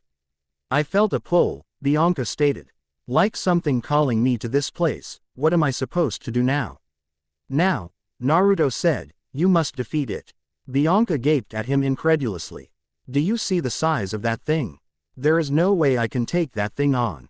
You vowed to follow my instructions without question, Naruto reminded her. This is your first trial as a hunter, you must conquer this beast as well as your fear. Bianca flinched slightly before taking a deep breath and steeling her resolve, she stood a turn to face the beast. However, before she could move forward, she felt a tug in her arm, and turning, she saw Naruto holding her yew branch. You'll need this, he stated. She nodded, and upon taking the branch, she found it to be just a half head's length taller than her.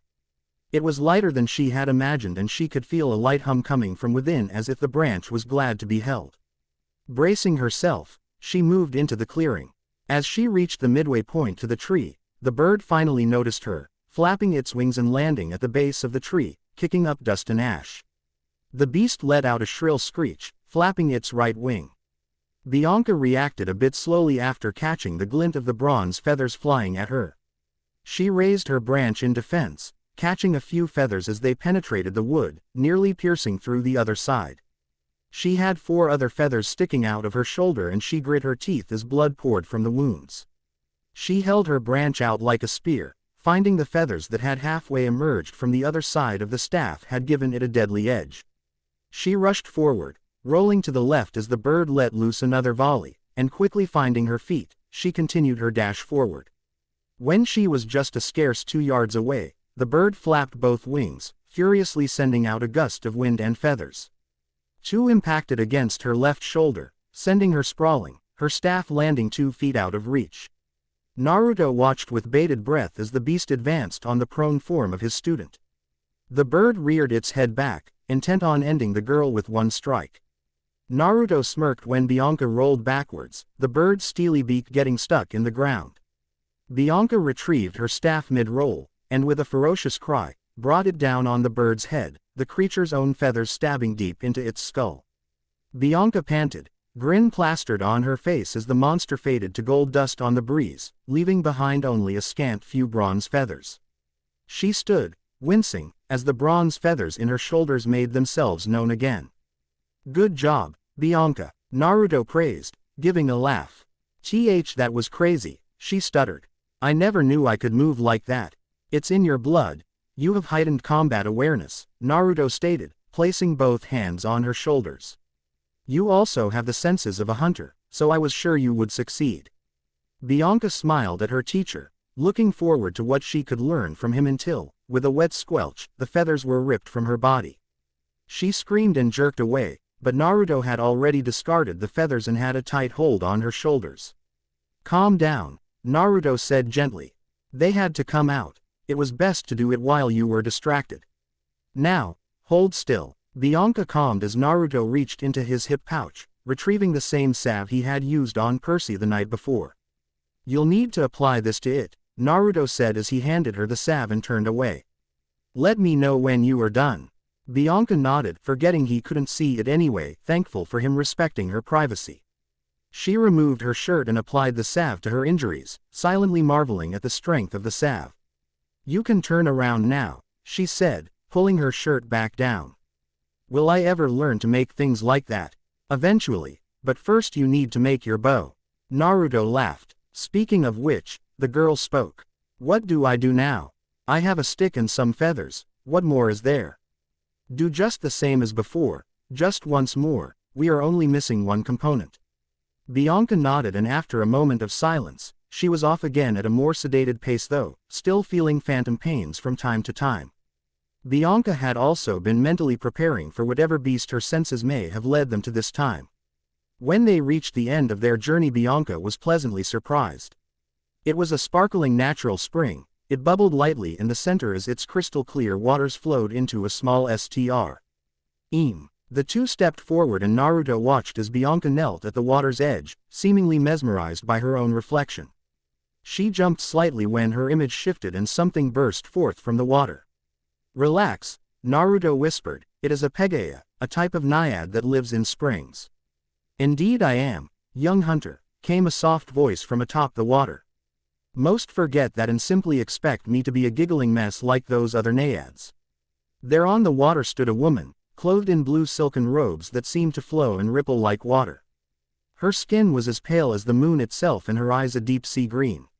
She smiled. "What brings you here?" "I am Naruto," he told her, "and I can only guess that you are the Pegaya known as Casotus."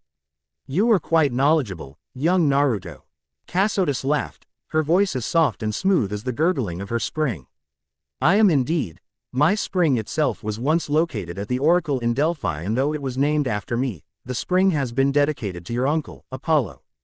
As such, it is a sacred place to the sun god. Strangely enough, I myself gained some measure of clairvoyance living in these waters. You have quite the destiny ahead of you, Naruto Namikaze." "Then you must already know why we are here," Naruto said. "I myself am at a loss. I had expected some manner of beast to appear." The woman on the water scoffed, tossing a lock of ebony hair behind her shoulder as she stepped forward. "I am clearly not a beast," she agreed, "but I have what you seek. Come here, girl." Bianca hesitated, but with a quick nod from her teacher, she stepped forward. Casotus plucked one of the feathers from her staff and quickly cut a single strand of her hair, placing it lightly in the girl's palm. "May your arrows fly with the fluidity and flexibility of water," she stated, closing the girl's hand over the strand. "You will do well, girl." With that the woman fell apart to water, leaving a very confused Bianca and a slightly gaping Naruto. Casotus was an old spirit and a powerful one, so judging by what she said, Bianca's bow will be something else indeed. Sawada. Naruto led Bianca from the spring to an open clearing where he proceeded to build a fire. Night was falling quickly and the forest was a dark place. Bianca was thankful for the fire and she sat cross-legged across from Naruto as he gazed at her through the dancing flames. "You did great today, Bianca," he told her, pride evident in his features as he smiled at her. "It is finally time to make your bow." Bianca nodded as she took out the materials. Her shaft of yew, the bronze feathers, and a single strand of hair from the Pegaya Casotus. "Bind the feathers to the shaft using the strand of hair," Naruto said. Bianca carefully tied the feathers to the shaft, slightly afraid of breaking the tiny strand. She found that it was stronger than it looked, so she pulled it taut and smiled at her work. "Now you must place it in the fire," Naruto said. "But first you must name your bow." Bianca stood holding the staff before her and she took a deep breath for her concentration. As she stood she felt a chill down her spine, but oddly enough instead of unnerving her it gave her a feeling of warmth. She smiled as she thrust her staff into the fire, calling out its name, Tsukinagi. The wood instantly burst into white-hot flames that shone bright against the darkness of the forest. Bianca shielded her eyes from the light as wind seemed to pick up. After a moment like this, everything became silent and all that was heard was the crackling of the fire. Bianca opened her eyes to see Naruto standing before her, a smile on his face. "Shadow Hunt," Naruto smiled. "A fine name for a fine bow." Bianca gazed upon her bow, taking in every detail. It was smaller than Naruto's, only standing up to her waist. The bow itself had a steeper curve to it than Naruto's, and at the middle where she gripped it, two spikes jutted out, one above the other.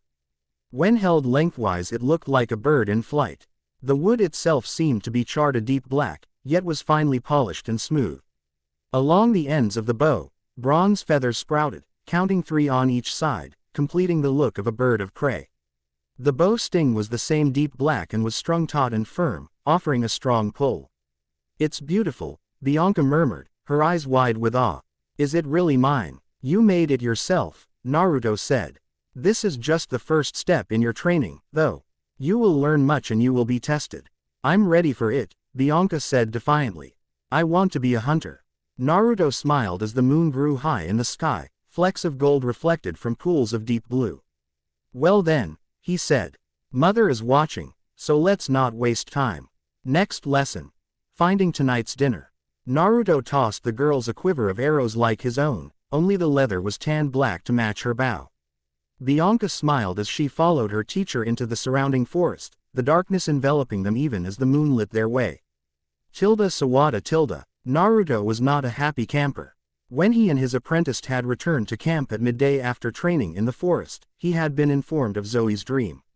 In regards to his mother, needless to say, he was livid when Chiron denied their request to leave, and even more so when they were forced to engage in the capture the flag game while his mother needed him. He, like Zoe, found himself sending the horseman heated glares, his eyes voicing his distaste for being here. Thalia had asked what was wrong after noticing his discomfort, and she, too, was wondering why Chiron would not allow them to go. Regardless, everyone was getting ready for the game. It was going to be a small one. 13 hunters, and about the same number of campers were going to take part. The hunters were silent as they strapped on light armors, sometimes whispering harshly, obviously shaken by the news of their lady. Naruto recognized the boy from the armory that he had seen on his first day was fighting for the campers, as well as some other rather burly-looking guys. Alongside them were the twins who had been breaking into the camp store not long ago, and his apprentice's little brother.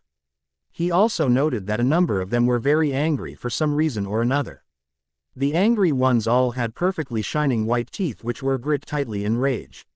Who pissed in their cornflakes? He mumbled. He picked up a long piece of deep blue cloth that signified his allegiance in the upcoming game, not wanting to weigh himself down with armor. As Naruto moved to tie the cloth around his head, he was overcome by pain as he fell to his knees, clutching his head. Naruto, close your eyes. There is something I want to give you. Congratulations on graduating. Let's celebrate. I'll buy you a bowl of ramen. That man's smiling, scarred face floated in and out of his mind. He was important to him. Where had he met this man? He couldn't remember. Iruka-sensei. That was the name. Naruto. Huh, he mumbled as he came to, his vision blurry. What happened? You just started screaming then you passed out, replied the voice that he now recognized as Thalia.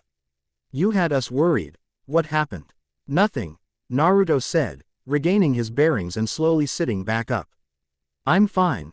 Just some sort of freak headache, that's all. You don't look fine, Thalia stated, and Bianca nodded her accent. Truth be told, he didn't feel it, either, being slightly pale and sweating, he looked sick. Just drop it, he urged, sending Thalia a pleading look.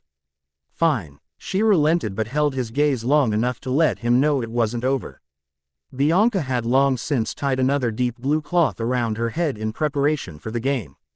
As everyone was readying themselves, she and Naruto moved off to the side and he taught her how to check her bow before battle as well as a quick drill over notching speed with her arrows. It wasn't long before Chiron's hoofs thundered on the pavilion floor. Heroes, he called. You know the rules. The creek is the boundary line. Red team, Camp Halfblood shall take the West Woods. Hunters of Artemis, Blue team, shall take the East Woods. I will serve as referee and battlefield medic. No intentional maiming, please. All magic items are allowed. To your positions. The hunters, led by Zoe, head into the East Woods and after a short trek, found a clearing to set their flag in. It was small but sloped up near the end and the trees along the edge were particularly tall. The hunters all went to a knee before their lieutenant. Naruto and Bianca did the same, only separating themselves slightly from the main group. The hunters have never lost a game of capture the flag. It shall not be any different this night, Zoe stated firmly. That said, I know that Our Lady's plight has us all on edge, but thou all must stay strong and honor her with our victory tonight. The hunters cheered and clapped, lifting the somber mood that the day had been bathed in. Now, she began, our strategy doth be a simple one, as we hold a great advantage over the half-bloods.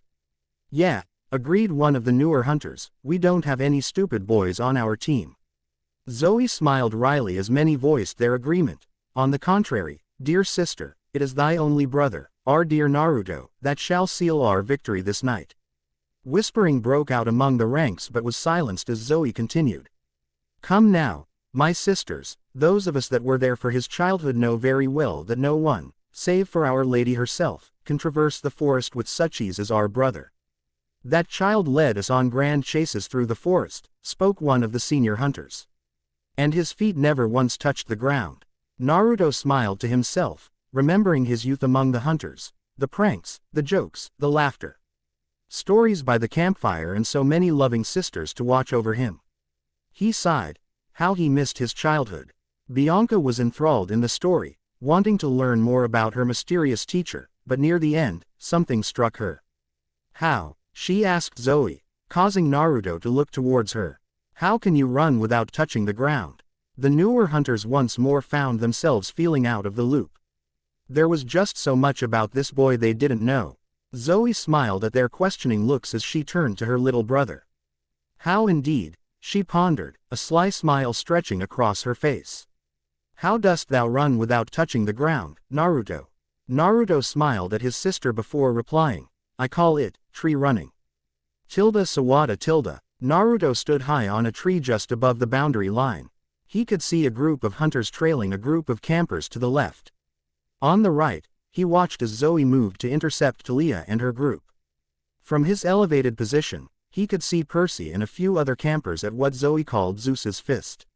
She had been right. It was a very defensible position and the odds-on choice for a base. He smirked as Percy rushed forward and leapt over his head, meeting him halfway to the boundary line before advancing on their base. Naruto stopped just short of the clearing in which the peculiar rock formation resided. 4 guards, one being very inexperienced. He smiled to himself. This would be just too easy. He reached into his quiver, pulling out what he somewhat affectionately called fart arrows. Taking aim at the 2 sneaky-looking campers' feet, he let the arrow fly and it exploded into a medium-sized cloud of noxious yellow smoke. The blast alerted the other 2 guards, who immediately drew their weapons, one albeit a bit clumsily. Naruto smirked and pulled from his quiver another of the non-lethal arrows he had prepared for this match. Taking quick aim at the larger, more experienced guard, he let 4 arrows fly as they spread to reveal a net which hit the camper and pinned him to the ground. To the boy's credit, he was strong enough to dislodge the arrows, but his flailing only served to tangle him further. He leapt into the clearing, effectively drawing the attention of the final guard, his apprentice's little brother. The boy stood defiantly, despite the fact that he was visibly shaken, his too big armor hanging off his form as he struggled to keep his sword raised. Still, that glint in the boy's eyes showed determination and courage that deserved to be recognized. Naruto collapsed his bow into its charm form as he took one of his tri-tipped blades from his holster. Okay kid, he said, slipping into a comfortable fighting stance. We have a few seconds, bring it on, blade to blade. The boy's eyes sparkled with joy at the thought of crossing blades with someone, and with a raging battle cry, he charged, his blade held high. He was a pace away from Naruto when he brought the blade down, its length leading it to cut through the older boy's left shoulder. Naruto caught the blade between one of the outer prongs, pressing the flat of the main blade to that of his opponent's, and he forced the weapon from the boy's hand before shoulder checking him to the ground. You'll get better with time, he said to the gasping boy, before leaping up the many stones and grasping the flag. From his vantage point, he could see yellow plume of smoke and a startled cry that sounded a lot like Thalia. With a huge leap that even he was surprised he made, he cleared the distance between the rocks and the woods and continued on through the trees. He cleared the boundary line, dropping to the forest floor right in front of a winded Percy who looked flabbergasted. Nico and the larger camper came running from the opposite side as the 2 groups converged on the creek, the hunters cheering loudly. Chiron came galloping in with the 2 sneaky-looking kids on his back, both green in the face. The hunters win, Chiron announced without pleasure. Then he muttered, for the 56th time in a row. Perseus Jackson, Thalia yelled, storming toward the aforementioned boy. She smelled like rotten eggs, and she was so mad that blue sparks flickered on her armor. Everybody cringed and backed up because of her shield aegis. What in the name of the gods were you thinking? She bellowed. I got the flag, Thalia. He shook it in her face. I saw a chance and I took it. I was at their base. Thalia yelled. But the flag was gone. If you hadn't butted in, we would have won. You had too many on you. Oh, so it's my fault. I didn't say that, arg. Thalia pushed him, and with a crack and a spark, he flew backward 10 feet into the water. Some of the campers gasped. A couple of the hunters stifled laughs. Naruto wished he had a camera. Sorry, Thalia said, turning pale. I didn't mean to. A wave erupted from the creek, blasting into Thalia's face and dousing her from head to toe. Percy stood up. Yeah, he growled. I didn't mean to, either.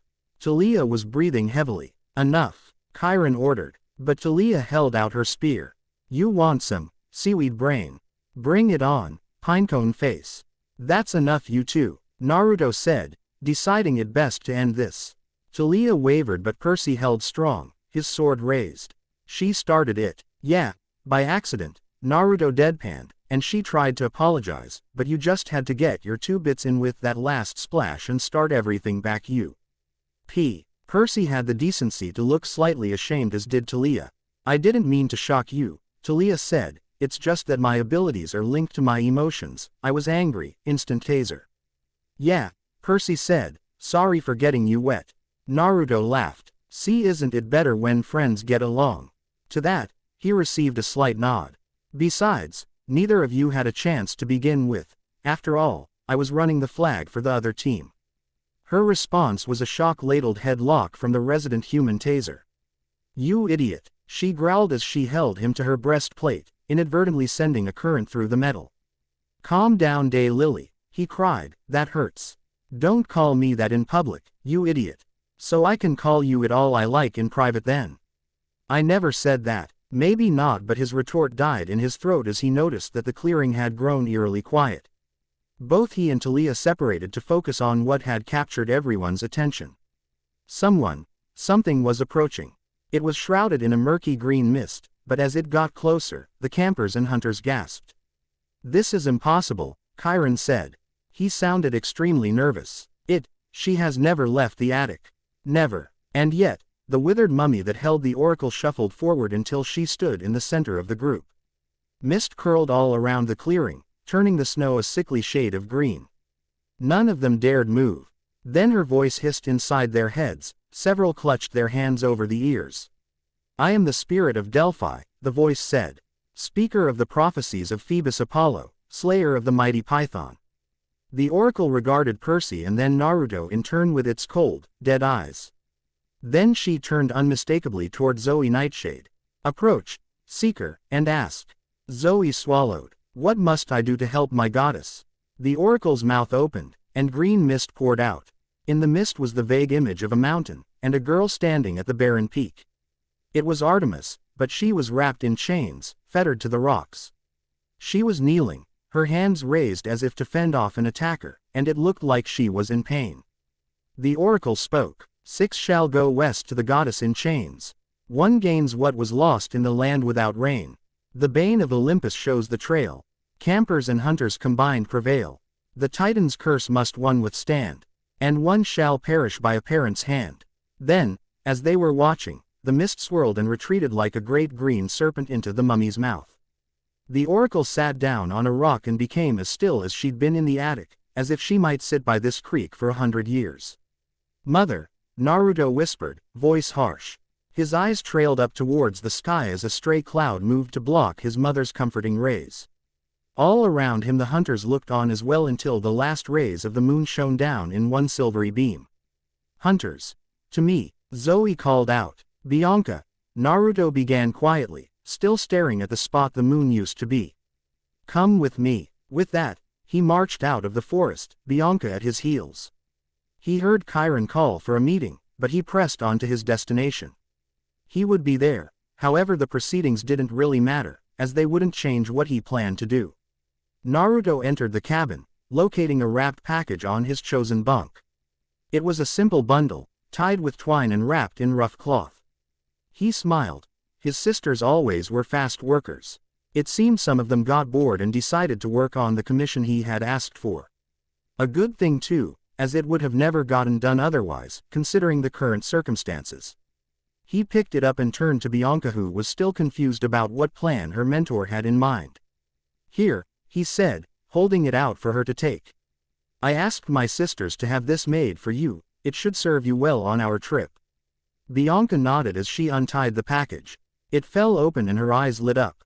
She rushed to the other room and Naruto just chuckled as he reached for his own traveling pack. He checked its contents then checked again, counting out every arrowhead, every drachma. A light cough interrupted his third inspection. He turned to find a radically different Bianca. She was wearing a long-sleeved sweater made from a light cloth, the fabric matching his own dull blue. Over that was a rough, leather vest that laced up on both sides. She wore a skirt that fell just past mid-thigh and laden with more rough leather, though what could be seen of it showed the same pale blue. Hanging loosely around her waist was a thick belt in a light tan color with one large pouch on the back and a set of archer's gloves tucked into one side. On her feet, she wore a pair of leather boots that hugged her legs up to just below the knee. Finally, around her neck was a traveling cloak like Naruto's, the same sky blue coloring and silver moon clasp. It hung from her back loosely and billowed about just at mid-calf. She fidgeted slightly under his gaze, her hands coming together at her chest and a light flush dusted her cheeks. "How do I look?" she asked nervously. "I really like people like you, Naruto," Bianca asked her spacey teacher.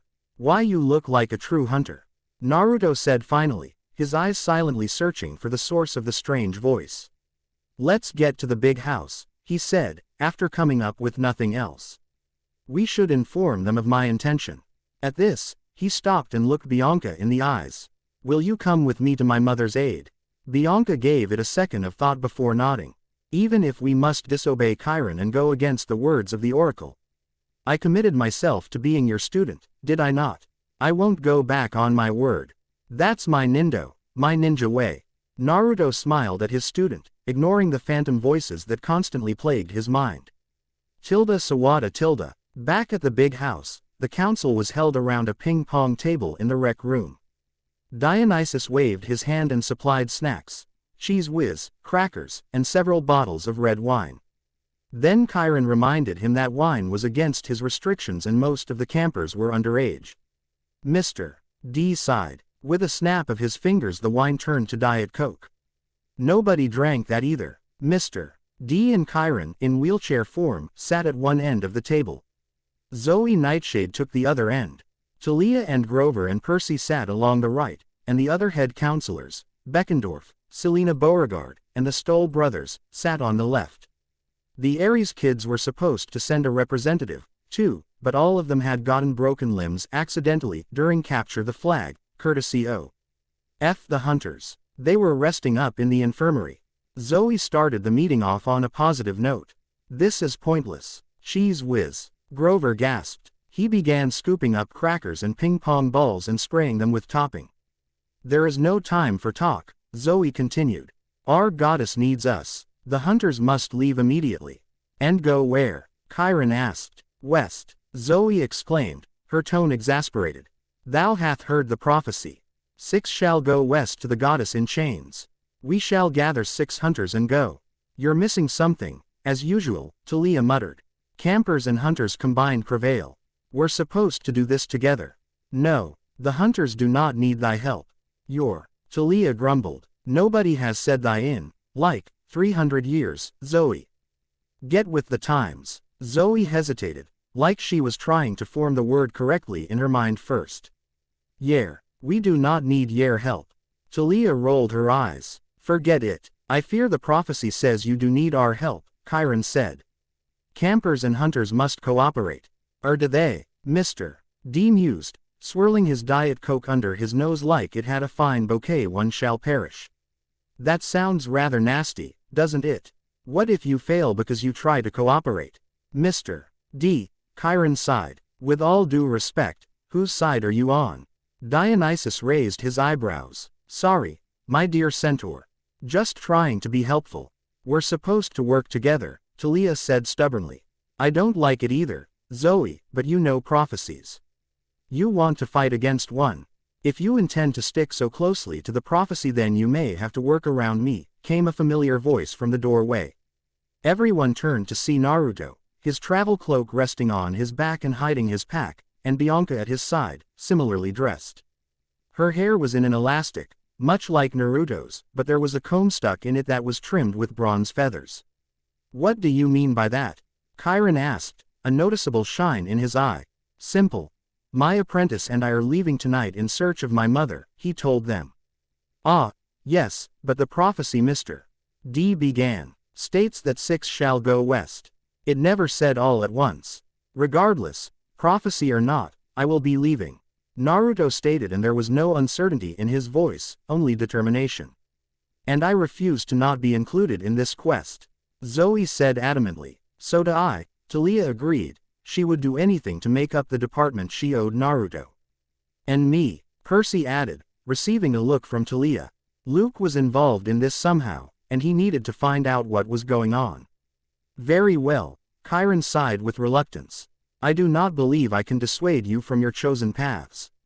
However, the prophecy does state campers and hunters combined prevail. As it is, there are 3 hunters and 2 campers, it is only fair that one more camper join the quest. Now do we have any? Me, came a voice from the door as it burst open, Annabeth rushing in. Chiron looked over the assembled group. Naruto, Thalia, and Annabeth standing out among them. These 3, after being apart for so long, the centaur was no stranger to betrayal. In his long life, he had fallen prey to false friends once or twice before. These 3 needed this quest, this chance to put their doubts to rest, to either redeem their friend or end him. Then we are all set, Chiron stated, masking his somber thoughts with a smile. So, Naruto started, turning to address Zoe. We both head west, she nodded. I hope we find each other at the end of this road, sister, he whispered. If I don't, she replied, catching him in a short embrace. Bring death to those who dare capture the moon, little brother. I swear on my bow, he agreed, as she stepped away. And I on mine, to the same vow. She smiled. That's the promise of a lifetime. Naruto shook his head for what felt like the millionth time. The voice had gained definition and he had found it to be eerily similar to his own. It floated in and out of his mind, disappearing as quick as it came, like a question you forgot to ask that now sat just out of discernible memory. Walking out into the night air, he nodded to Bianca as they both drew their cloaks around them and headed for the border of camp. The cool freshness of night whipped at Naruto's face as he sent a cursory glance to the sky, noting distantly that the moon was still out of sight. His eyes shone with a grim determination as they crossed the border out of camp. How are we going to make it where we need to go on foot? Bianca asked, perturbed by the thought of traveling so far on foot. I don't like mortal transportation, Naruto said with a shrug. It's unreliable, dangerous, and the smell kills me. So then Bianca began. Normally I would travel by foot to my destination, but time is of the essence, my dear student. Naruto said, his tone lecturing. I understand that, I just meant. I know you would love to traverse the wilds at your teacher's side, Bianca, but please, rein in your lust for adventure. Naruto scolded with a smirk. Now hold on a second. What makes you think I want any of that? Bianca asked, by now getting thoroughly annoyed. Nothing, I was just stalling, he replied cryptically. Stalling for what? I don't care what you say, Whiskers, I'm coming with you, one way or another. Called a female voice from behind Bianca. Naruto turned to take in the sight of Thalia, her hair a bit mussed with a small scowl set on her face. She was wearing her normal clothing with her tattered army jacket providing adequate warmth. Okay, Naruto replied simply, before turning and reaching into his pack to retrieve a small bag. I am too coming and you wait, you said okay. Thalia said, her scowl transforming into a slightly confused frown. 6 shall go west. It's only right that the groups be even, isn't that what Chiron said? Naruto laughed. I should have expected this kind of thing from you. But she smirked nonetheless. That you should, he agreed, opening the bag to reveal a small, silvery glow, emanating from within. What's in there? Bianca asked, curiously coming closer for a better look.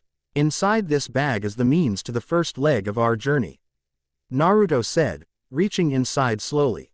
In this bag can be found one of the greatest of celestial items.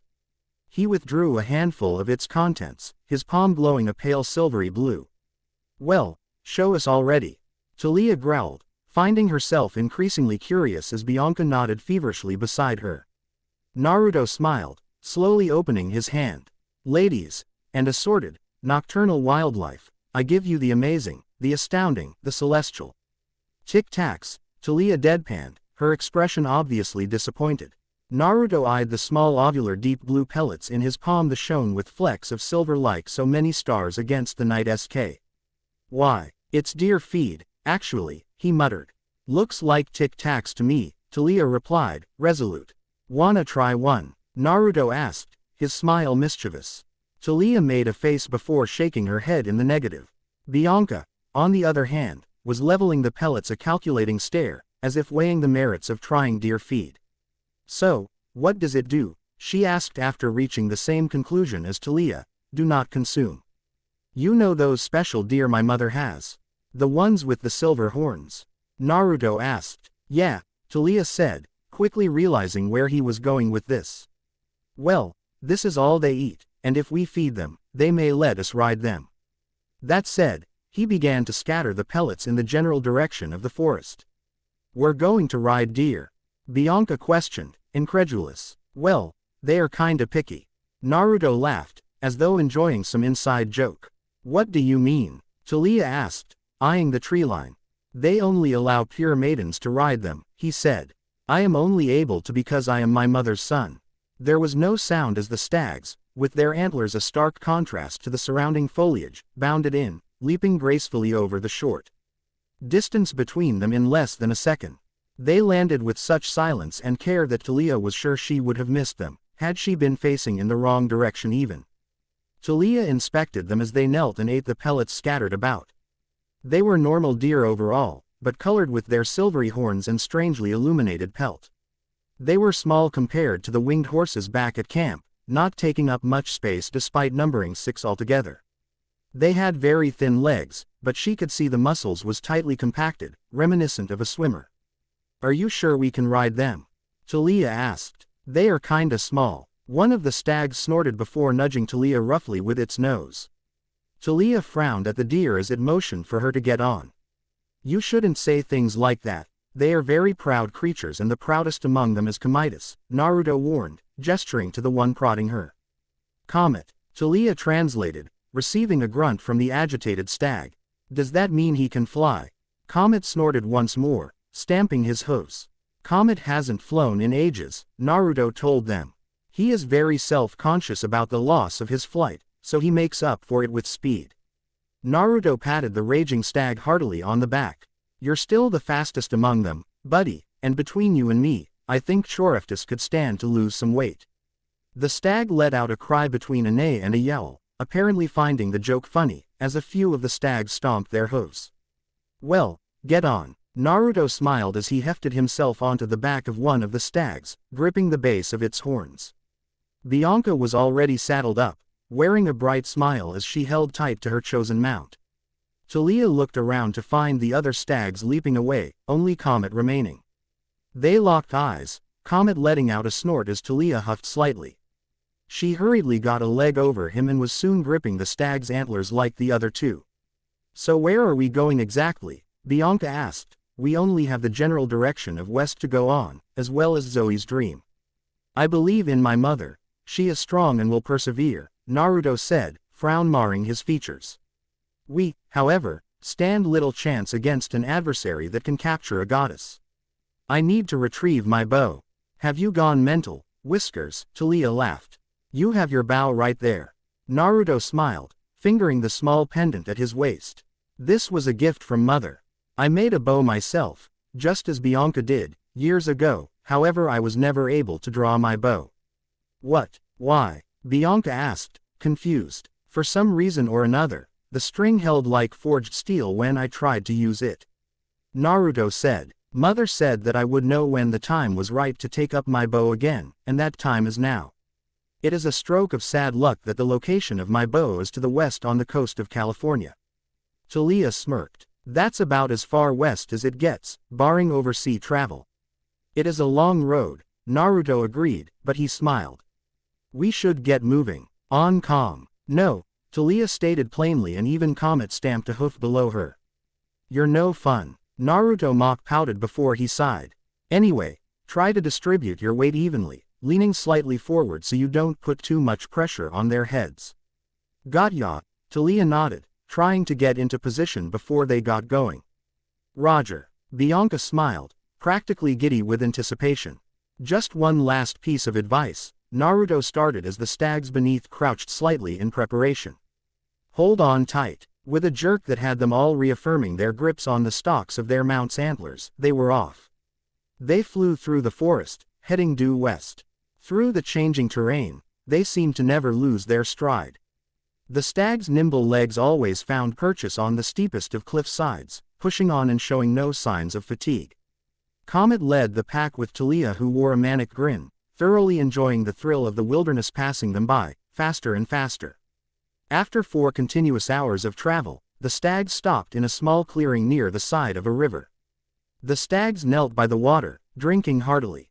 The 3 demigods dismounted and headed up from the bank before settling down on the grassy earth. Where are we? Thalia asked as Bianca began to inspect her bow. Somewhere in Virginia, Naruto said, glancing about. Hard to tell exactly where, though this place seems familiar. Yeah, I know what you mean. I feel like I have been here before, Thalia said, trailing off near the end. A horrible shrieking filled the night air, followed by the sound of rushing water and stomping hooves. Indus worms, Naruto shouted, reaching for his bow as he watched one of the sea worms wrap its body around Comet and another burst forth to take a stag for itself. However, before he could notch his arrow, he saw another black feathered shaft flying towards them. It was aiming dead center between the 2 beasts. Diiracy, Bianca shouted. With that declaration, the arrow seemed to phase out of existence before 2 flashes of bronze flew out from its purview. Position. The worms were hit square in their heads, releasing their captives who trotted away from the water. Split, Naruto smiled, his eyes approving. It seems your arrows can break apart into the bronze feathers of the Stymphalian bird, and the hair of the nymph allows you to control its pat. The word just appeared in my mind, Bianca said, feeling a bit bewildered. Naruto chuckled as he lifted 2 small vials of fresh oils from the river bank. He walked over to Bianca and took her hand. Bianca's cheeks dusted the slightest tinge of pink as he placed the vials in her hands, looking at her with a bright smile. Thalia tried to ignore the pang of jealousy she felt at the gesture. I am very proud of you. Your fifth successful kill and trophy, and it was a double shot. Naruto laughed. It was nothing. I didn't even know what I was doing at the time. She laughed nervously. I will admit that it was very lucky that you realized your bow's ability in time. You need to work on your skill under stress, Naruto told her. Oxus, Loxos, and Hekergos, Bianca stated. Aim, trajectory, and distancing, the 3 principles of archery. Never forget them even in the heat of battle. I won't, Bianca said, determined. Hold on to these. Gods are more inclined to hear your prayers if you offer something of value in return, he advised. I know for a fact the Hermes uses the oil to clean and maintain those flying shoes of his, and my uncle uses it on his chariot. Bianca nodded, placing the 2 vials in her hip pouch. Well, now that we've had our mandatory evening monster encounter, Thalia said with a chuckle. I think we should get some rest. Naruto nodded as he followed Thalia to the cliff face where they found a familiar enclave. I'll go find us something to eat, Naruto said. Bianca, you cover the entrance, and Thalia, get a fire going. So what am I, a lighter? Thalia joked, snapping her fingers to generate a spark. No, of course not, Naruto replied casually. I've never used a lighter, but I am almost positive one wouldn't sass me. This earned a chuckle from Bianca, who was starting on her task, and a small growl from Thalia, who proceeded to throw a rock at the blonde hunter. They woke the next morning with sounds of calling birds, and after a quick breakfast of leftover rabbit and wild berries, they were off once more on deer back. Riding hard, the stags made up for their lack of flight, bounding over streams and rivers, running nimbly through the densest of forests. By midday, they had made it to the southern tip of Missouri, where the stags had to stop to rest and allow their riders to stretch their legs. So, once we get your bow, where are we going? Thalia asked. San Francisco, Naruto said. That's where Mother was headed. It's going to be dangerous, Whiskers, Thalia warned. Well then, it's a good thing I have you there to protect me, Day Lily. Naruto punctuated this statement with a smile directed at Thalia, the same smile he gave her that night, his face caked with dirt and blood. Her teeth clenched as she averted her gaze. She wouldn't fail him again. What's so dangerous about San Francisco? Asked Bianca, and Thalia sighed, thankful for the change of subject. The mist is really thick there because the mountain of despair is so near. Naruto answered. Titan magic, or what's left of it, still lingers. Monsters are attracted to that area like you wouldn't believe. What's the mountain of despair? The site of the Titan Atlas, punishment. It is the place from which he carries the very sky on his shoulders. Naruto sighed. It is also the most likely location of my mother. Bianca would have mostly likely asked something else, if not for the whistle that pierced the relative silence of the clearing. In the distance, the three could make out a black dot that was quickly getting bigger. What is that? Thalia asked. It's moving far too fast. Bianca said, slightly anxious. With another high-pitched screech, the object came into focus, its wheels screaming and whirling at speeds unimaginable. It's a train, Naruto said, sounding vaguely surprised. But something is weird about it. Indeed, something was. It looked as if someone had pressed fast forward on the train itself. It moved in a blur of color down the tracks, riding hard and fast, heading perfectly west. You should probably catch that, came a voice from seemingly out of nowhere. Fastest way west in all the country. Behind them, they saw a haggard-looking man huddled over a burning garbage can. Uncle, stop that, the hobo named Fred, act got old when I was 8, Naruto deadpanned. You're no fun, he grumbled as his features went up in flame, revealing himself to be the great god Apollo. But seriously, that train is your fastest ticket west and it will allow you to reunite with the other half of your group. Whoever said I wanted to? Naruto replied. Hello, god of prophecy. Trust me on this, it'll get you where you need to go. Besides, you'll need each other where you're headed. Naruto sighed before looking out to the train. It had just passed them and was dead set on becoming nary but a speck in the distance. Even from here, he could smell it, the smoke, the oil, and a vast array of other unsavory scents the rig had accumulated. He watched as even at high speeds, each bounce and jerk of the cars could be seen. With a heavy sigh, he brought his fingers to his mouth and let out a shrill whistle. The stags came bounding in, stopping before each of their charges. Thalia and Bianca mounted theirs, and as Naruto gathered his pack, Apollo seemed to just disappear. So what's the plan, Whiskers? Thalia asked. Naruto mounted his stag and after adjusting his pack, settled himself comfortably on his mount. We have a train to catch. Naruto winced as the sun's blinding rays attacked his eyes, and he shielded his face with his hand as he fought to regain his vision. After a few moments, the intensity died down and Naruto was able to take in his surroundings. He wanted to jump up in shock at the sight that greeted him. Where was the roof of the car he had taken refuge in from the revolting scent of burning coal? Where was the pounding of steel on steel that as the freight rumbled down its path? All around him were trees as he lay flat against what he could only assume was a post of some sort, due to the lack of shade. His body would not respond to his wishes anymore, as it lifted itself from the ground, dusting off the strange orange clothing it was wearing. Naruto was helpless, watching from behind his own eyes as his body took in the surroundings as if searching for something or someone. After a moment, he zeroed in on a small, human figure trudging up a forest path. His body took off in a dead sprint towards the figure, waving a hand above its head. Sakura-chan left his mouth unbidden. What's going on? Is this a dream? Naruto thought to himself. After a small jog, the figure came into view, revealing a young girl with pink hair cut short and held back with a blue cloth hairband. Naruto, the pink-haired girl said, voice curious. What are you doing here? Who is she, and how does she know my name? Well, he replied in a bashful tone. I was up late training and kinda dozed off. Idiot, the girl, Sakura, muttered, her voice taking on a bit of an edge. I meant what are you doing out of the hospital? What do you mean? He responded, hands up in a placating gesture. I'm fine. Never better. Naruto, you were a mess after the fight with Gaara, she said indignantly. He looked to respond but her voice took on a somber tone. You need your rest if you are going to make it to the funeral tomorrow. Funeral? Naruto asked timidly. Who? A lot of people did actually, Sakura said softly. Sakura, we wanted to tell you before, but you had already left. We? Naruto asked. Sakura clarified. Kakashi-sensei. Sasuke-kun, and I.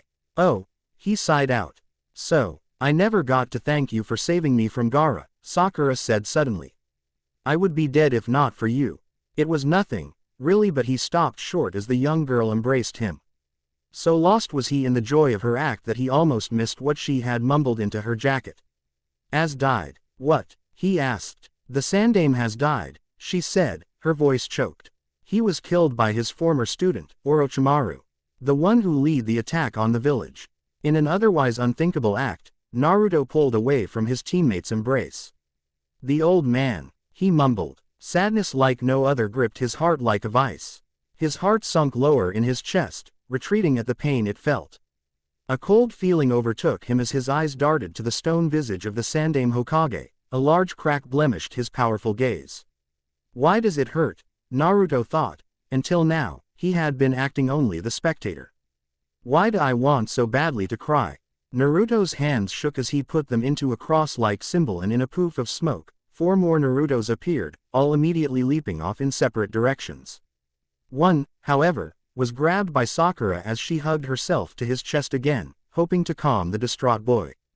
Naruto, you can't, please, came his desperate reply, strained as it was, and Sakura felt wetness on her head. She shifted slightly. Don't look, he said, voice heavy with tears. Just let me go, please. Sakura nodded sadly and turned away from her blonde-headed teammate, normally a bastion of happiness, yet now overtaken and shrouded with grief. Part of her wanted to go after him, and another part of her wanted to pretend she had never felt his tears fall like a soft rain on her hair. The world shifted then, and the last thing Naruto saw was a small whisk of smoke before he found himself overlooking a large city. It was nestled into a vast forest, and his view from above revealed that, despite the size of it, there was still so very much green within the city. The edges of his vision were watery, and for some reason, the sadness was lifted slightly from his heart. I wanted you to be there the day I took your hat, old man. He spoke out loud, his voice shaking. I promised myself that I wouldn't cry anymore. Tears won't bring you back, will they, old man? You died defending your village, and you always told me that was one of a Hokage's duties, to defend the village, no matter the consequences. He stood straight as the morning winds blew at his tear-streaked face. I won't cry for you anymore, old man. You died fighting for the village we both love, right? Naruto watched from behind his own eyes as the stranger clenched his fist resolutely before himself. A warmth overcame him, and he found himself no longer a spectator. He felt the wind against his face, he felt the warmth of the sun, and an alien force, a great power, surging through his veins. He opened his mouth, unsure what would come out, yet knowing something must be said. I'll take it on now, he felt his voice overlay, with the stranger's resonating. The duty you left for is to protect this village, our home. I won't ever back down. I'll die fighting for it as you did, because that's my nindo. My ninja way, Naruto shouted as his eyes opened. He found himself standing atop the hood of the car he had slept in once they had boarded the train and reunited with Zoe's group. He shook his head as he gazed out at the rapidly moving countryside in the dim light of the morning. He was content to do just that, as well as agonize over his sanity, when he heard a voice speak up. Ninja, said Thalia, disbelieving. What is going on with you, Whiskers? How much did you hear? He asked. You were standing there for a while, then you suddenly made a fist and started yelling at nothing, she told him hesitantly. Are you okay? I'm fine, he said after a short silence. Naruto, she began. It's nothing, he snapped, before forcing himself to calm down. Just a strange dream. Thalia sighed before moving to stand by him, placing a hand upon his shoulder. All the more reason for you to tell me, she chided. You know how it is for us demigods and dreams. Naruto tried to think of an objection, but relented. Maybe Thalia could make sense of his strange dream. With a sigh, he began to recount his experience, from the sense of detachment from his body to the final moment of realignment. Thalia looked pensive for a moment, then shrugged. I really can't see a connection between your dream and our quest. It seems to me that it's more like a regular dream, but even then, it's way too detailed. Normally, you would forget bits and pieces of it. I could feel it though, he said, his voice slightly wistful. It wasn't the phantom feelings of a dream, and it wasn't just from being out here. The wind was soft and gentle, the sun was warm on my face, and the sadness I felt was real. Thalia palmed her face. This is far too confusing. I mean, what are you doing? Naruto was holding his hands into a cross-like formation as he inspected them, nodding to himself. From the dream, I made copies of myself, and when I did, I remember feeling a small bit of the power I felt while standing on the cliff, he told her. So you think you can make copies of yourself? Thalia asked. I'm not sure, he admitted. But there is something about this dream. Thalia watched as Naruto closed his eyes, scrunching them up every now and again and grunting with unseen exertion. He was about to give up when he felt a small tingle of power, however, it was different from before. Whereas the power from the dream was fiery and pulsed like a heartbeat, this felt calm and comforting like so many nights spent staring up at the stars. He heard Thalia gasp and he opened his eyes, fully expecting to see another one of him standing at his side. However, he found himself looking up at Thalia, who had leaned over with strange gleam in her eye. Hey, he asked, how did you get so big? I didn't, Thalia said, voice holding plenty of amusement. It looks like you came into one of your mother's blessings. Naruto was going to ask what she meant when he felt her lift him into the air. The back end of his body hung and his tail swung freely from. I have a tail, he shouted. Yes, you do. That's not supposed to be there. I am aware of that. What are we gonna do?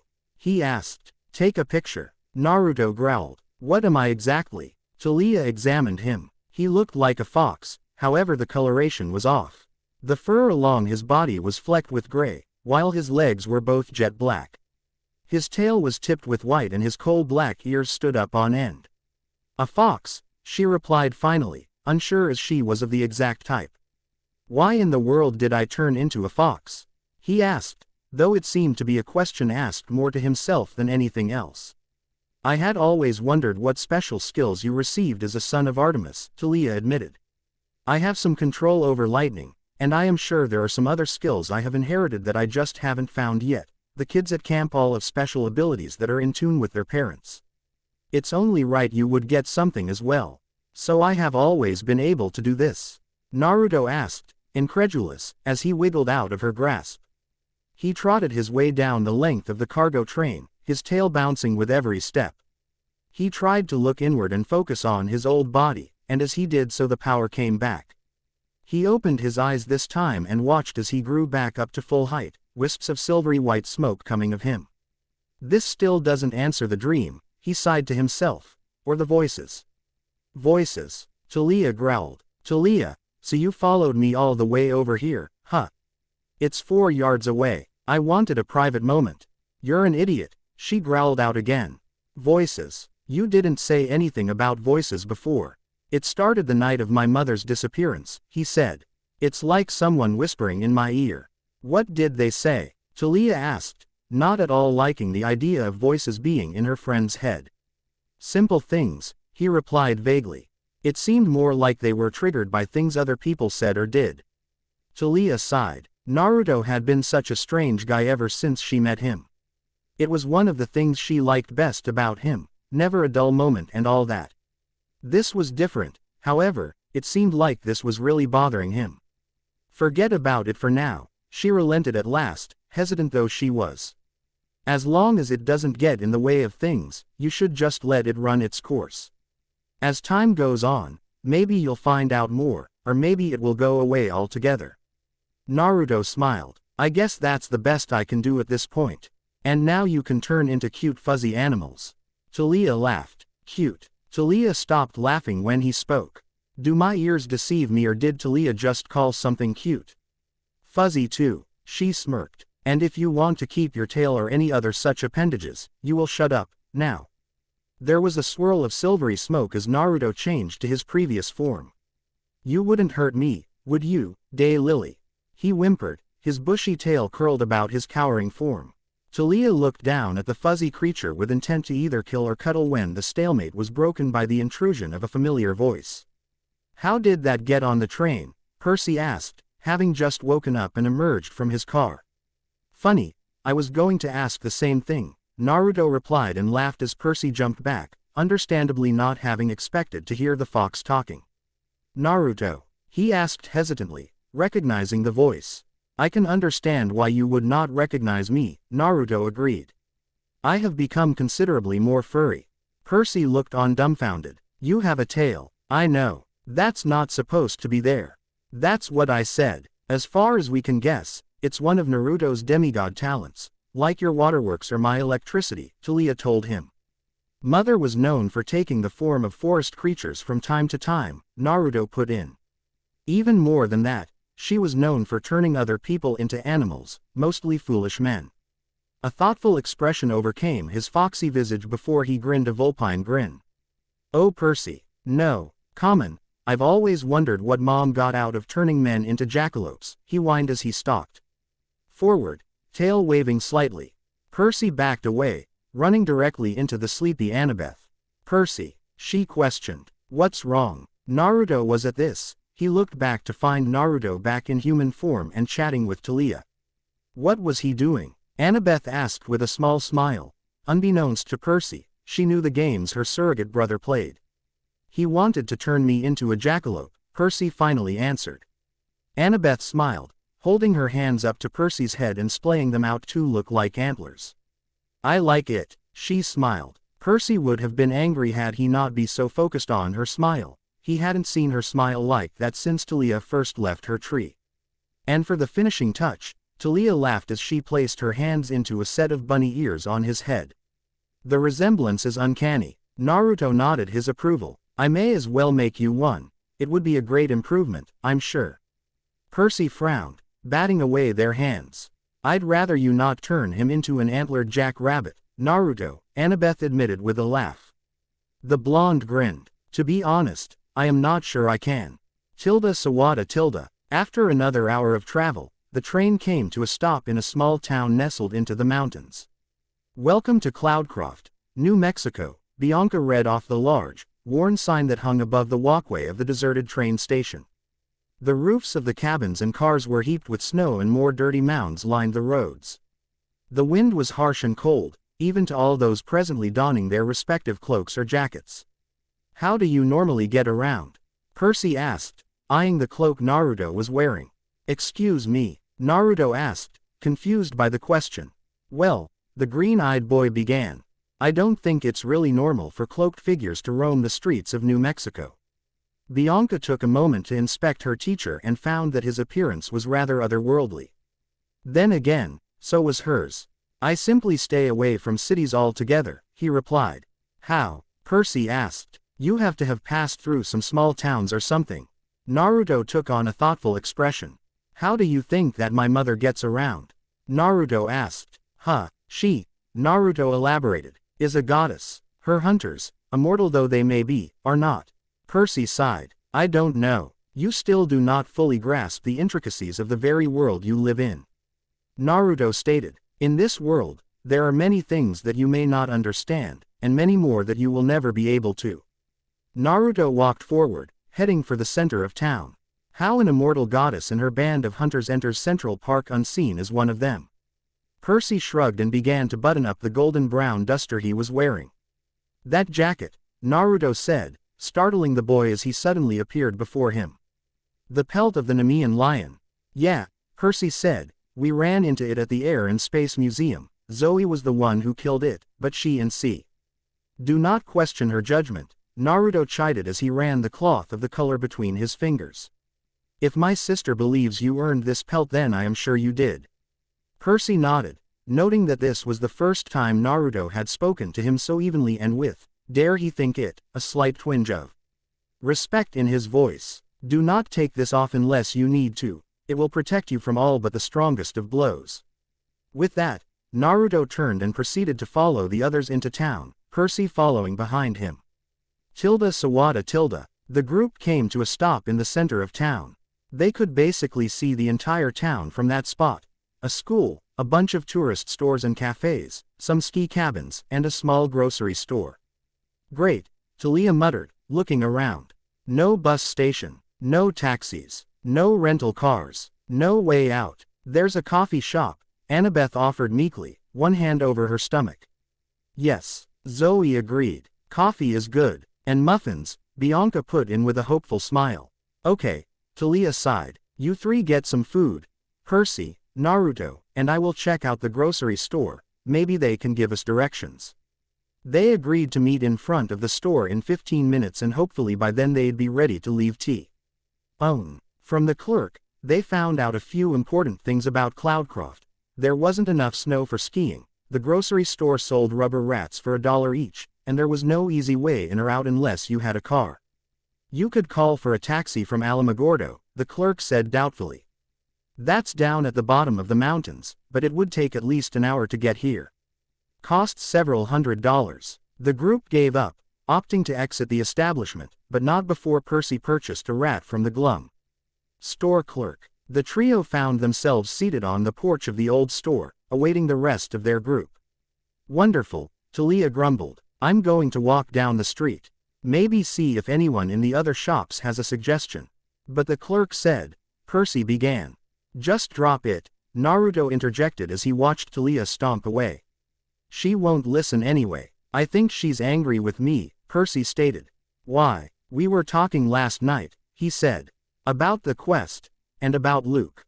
Luke, Naruto repeated, letting the name hang in the air. You knew him too, right? Yeah, Naruto said, not as long as Thalia or Annabeth, but long enough to make a friend of him. Yeah, he's a really easy guy to like. I thought he was my friend too. Luke still is my friend, Naruto told him, sighing.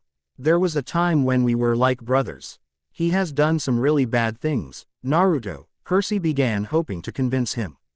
He isn't the person you used to know. You misunderstand me, Percy, Naruto said, his voice low. You misunderstand both Thalia and me. What do you mean? The younger boy asked. I have heard of my wayward brother's exploits, Naruto replied. The deeds he has done, the wrongs he has committed. He gripped the railing of the porch tightly, his voice taking on a slight edge. But I can't give up on him until I see it for myself. I am sure that Thalia feels the same. In the distance, they could see Zoe, Annabeth, and Bianca, all loaded down with pastry bags and drinks. Isn't what he has already done enough? Percy insisted. Naruto sighed. I want to believe that I can change his mind. That I can bring him back and we can be brothers again. He reached into his pouch, producing one of his tri-edged blades, and he gripped it tightly. But if I can't, I will end him and save Sasuke from himself. Save who? Percy asked, blinking. The blonde looked over to him with a shocked expression, unable to find an answer. Who is Sasuke? Percy reiterated. Naruto choked. I don't. Hey, Thalia yelled, running up the street, spear in hand.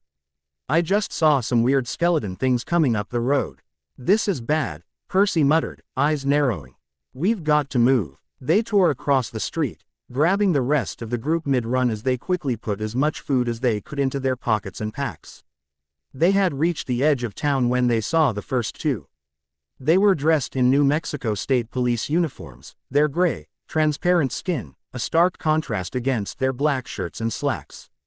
Their bones glowed faintly behind their skin and their yellow eyes shone menacingly. They drew their handguns and miscellaneous tools, taking aim as the demigods armed themselves. Percy produced his bronze sword, Riptide, from its pen form. Thalia tapped her bracelet and her shield, Aegis, sprang to life, its eyes meeting the stare of the skeletons defiantly. Naruto, Bianca, and Zoe produced their bows, notching an arrow each as Annabeth took up a position at Thalia's flank, dagger drawn. Back up, Thalia ordered lowly. As one entity, the group took a cautious step back, but stopped short as two more skeletons emerged from the surrounding foliage behind them. They were trapped. We'll have to split our forces, Thalia told them. 4 of them. 6 of us. They nodded and in a flurry of motion, they engaged their targets. Percy launched himself at the nearest skeleton, narrowly deflecting its first shot as he proceeded to cleave its arms off. He then pivoted and slashed the creature in half at the waist. At that moment, the skeleton next to him opened fire, hitting him square in the back.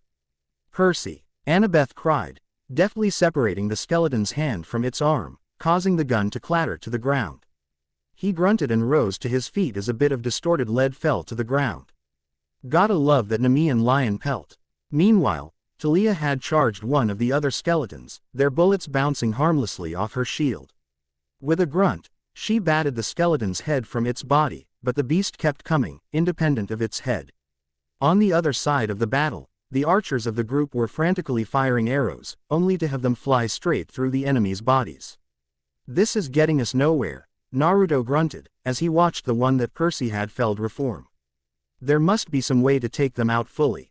As if answering his prayer, one of the skeletons was struck by an arrow in the chest and burst into flame, leaving behind only a pile of ash and a police badge. "How?" Bianca asked, flabbergasted. "Did I do that?" "Lucky shot," Thalia supplied. "Then let's try for another one," Naruto replied, tirelessly releasing arrows into the skeletal monsters, catching ribs and spines, attempting to slow them. "I don't think it will be that all." Bianca's reply was cut off as she gave yelp. Naruto turned when he heard the yell and was greeted with Thalia's hand reaching out to him. Taking hold of her, they both gazed down at the dark chasm that had opened seemingly out of nowhere to swallow their grow. The skeletal figures were closing in on them, though seemed to be extremely wary of the hole. Naruto locked eyes with Thalia as he returned his bow to charmed form. "No," she stated, looking him in the eye. "Forgive me," he said. "I have little choice." With that, he leapt towards her, wrapping her in his arms as he flipped himself below her. With an echoing scream, they plunged into the darkness. Sawada. Naruto could not say for sure how he recognized the very stench of death. Perhaps it was because he had nearly been claimed by it before, perhaps it was his many hunts at his mother's side. Whatever the reason, he could smell it now, as he groggily opened his eyes. He could smell and feel the stench of death clinging to him like a second skin. Naruto shook his head as he regained his bearings. Situated presently on the ground, he acknowledged the weight on his chest as Thalia, who was still out cold. From his position, he could see the solid obsidian walls and ceiling of a room. The room was dimly lit by a hearth in which he could just make out over Thalia's black hair. To his left, he could see Percy propped up against a wall, his head slumped to the side as though asleep. Annabeth lay on her side to the younger boy's right. She didn't seem hurt, but one couldn't be too sure. Bianca was to his own right, sprawled over top of Zoe, who was still clutching her bow. Naruto pushed himself from the floor, ignoring the dizziness that set in as he set Thalia gently to the side. Naruto was content to wait it out till the others woke, seeing no reason to wake them for such a place, and thus he did. The first to stir was Bianca, followed rather quickly by Percy, who seemed to have shifted in his sleep and was awakened by that unmistakable sensation of falling. "What happened?" Bianca asked, rubbing her sore head. "I'll tell you when the world stops spinning," Percy grunted, as he righted himself from his slumped position against the wall. "We fell," Naruto said plainly. "Very astute, son of Artemis," came a smooth voice from the darkness. Naruto was immediately on his guard, drawing one of his knives. Bianca stood by his side, notching an arrow. Percy brought Riptide to bear, though he couldn't help but feel something familiar about the presence within the room. "How foolish of you to bear arms against me," the stranger chided, his voice chilling their blood. "Brave, but foolish." As if by command, fire sprang up along the walls of the room, racing into the darkness and revealing parts of the room that had previously been hidden. A scant 10 yards from their position was a throne of miscellaneous bones, and human bones made up the gigantic seat. That fact, however, was not nearly as intimidating as the being seated in the throne. At least 10 feet tall, the immortal was an imposing figure, with his pale complexion and coal-black eyes. His ebony hair, straight as an arrow's shaft, flowed down to his shoulders, framing his face and giving it a shadowed look. He wore a crown of braided gold upon his head, and adorning his body were silk robes of the darkest onyx. If one looked carefully, then they would see that the robe would shift and one could almost make out the faces of the many tormented souls sewn together to make it. "Lord Hades," Naruto spoke, offering a slight bow as he returned his blade to its pouch. "You must wonder why I have brought you here," the god spoke. The three of them nodded. "Truth be told," Hades began, his eyes shining as they bore into Naruto. "I care very little for your kind." "Demigods?" Naruto questioned. "No," Hades said, his voice full of twisted mirth, as if laughing at his own joke. "Demigods are some of the only entertainment that I have in my station. Every 100 years or so, one of them comes down here for one quest or another, and of course sending my many pets to hinder the heroic acts of my many nieces and nephews. Hades smiled. I am rather fond of demigods, so long as they serve there, the god said, voice becoming more icy still. I do not care for you, shinobi. Naruto began, only to grip his head from a searing pain. Congratulations, you are now a proud shinobi of Konoha. When the pain subsided, he met the death god's gaze. You know, I know a great many things, child, Hades spoke evenly. These visions, Naruto clarified. You know where they come from, don't you? I do, Hades agreed. You are a rare case, Naruto Namikaze. Born to a world not your own, living a life so unlike your original. Are you saying I was reincarnated? Naruto questioned. No, that would be far too simple, not even worthy of mention. Hades laughed such a sinister laugh. Then what? This information comes with a price. Naruto grit his teeth, looking back to his comrades who were looking on silently. From the corner of his eye, he met Thalia's electric blue gaze with his own. Shaking his head, he turned back to the god before him. What is it you want, Lord Hades? Hades stood from his throne, and in a single stride, he was 4 feet from them and had adjusted to a normal, human size. I want the return of my daughter, he spoke, eyes shining. Naruto looked shocked for a moment, before regaining his composure. Who has taken her? You have. Wah, that damnable oath, Hades clarified. Nullify her apprenticeship with you. I shall take Bianca and in return, restore your lost memories. There was a pregnant silence. No one said a word as the information sunk in. Bianca and Nico D'Angelo were the son and daughter of Hades. Zoe, who seemed to have awoken sometime earlier in the conversation, nodded as if this answered some sort of questions for her. Father, Bianca whispered. Hades turned, meeting the girl's teary gaze.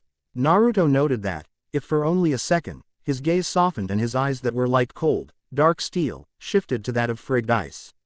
For a god of his type, such a thing was quite the sign of endearment. Wait, Percy spoke. Does that mean that Hades broke the oath as well? I did no such thing. I am not as foolish as my brothers, Hades interrupted with a damning glare.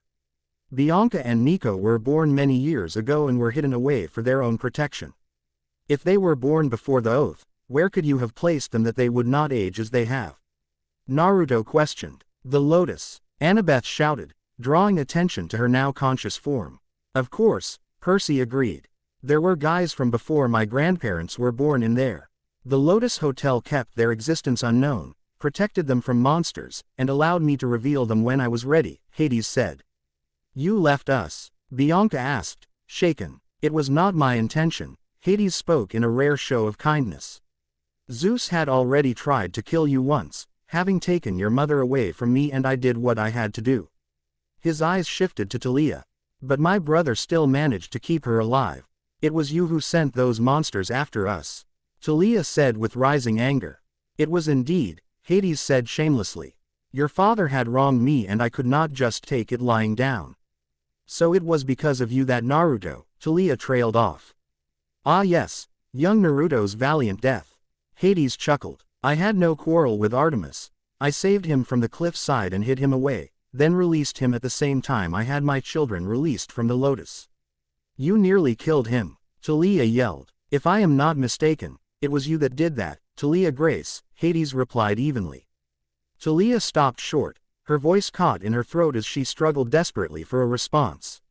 Was it not you who rushed into battle so haphazardly? Hades questioned. Was it not you who was cornered by the Hydra? I didn't want it to happen that way, Thalia said morosely.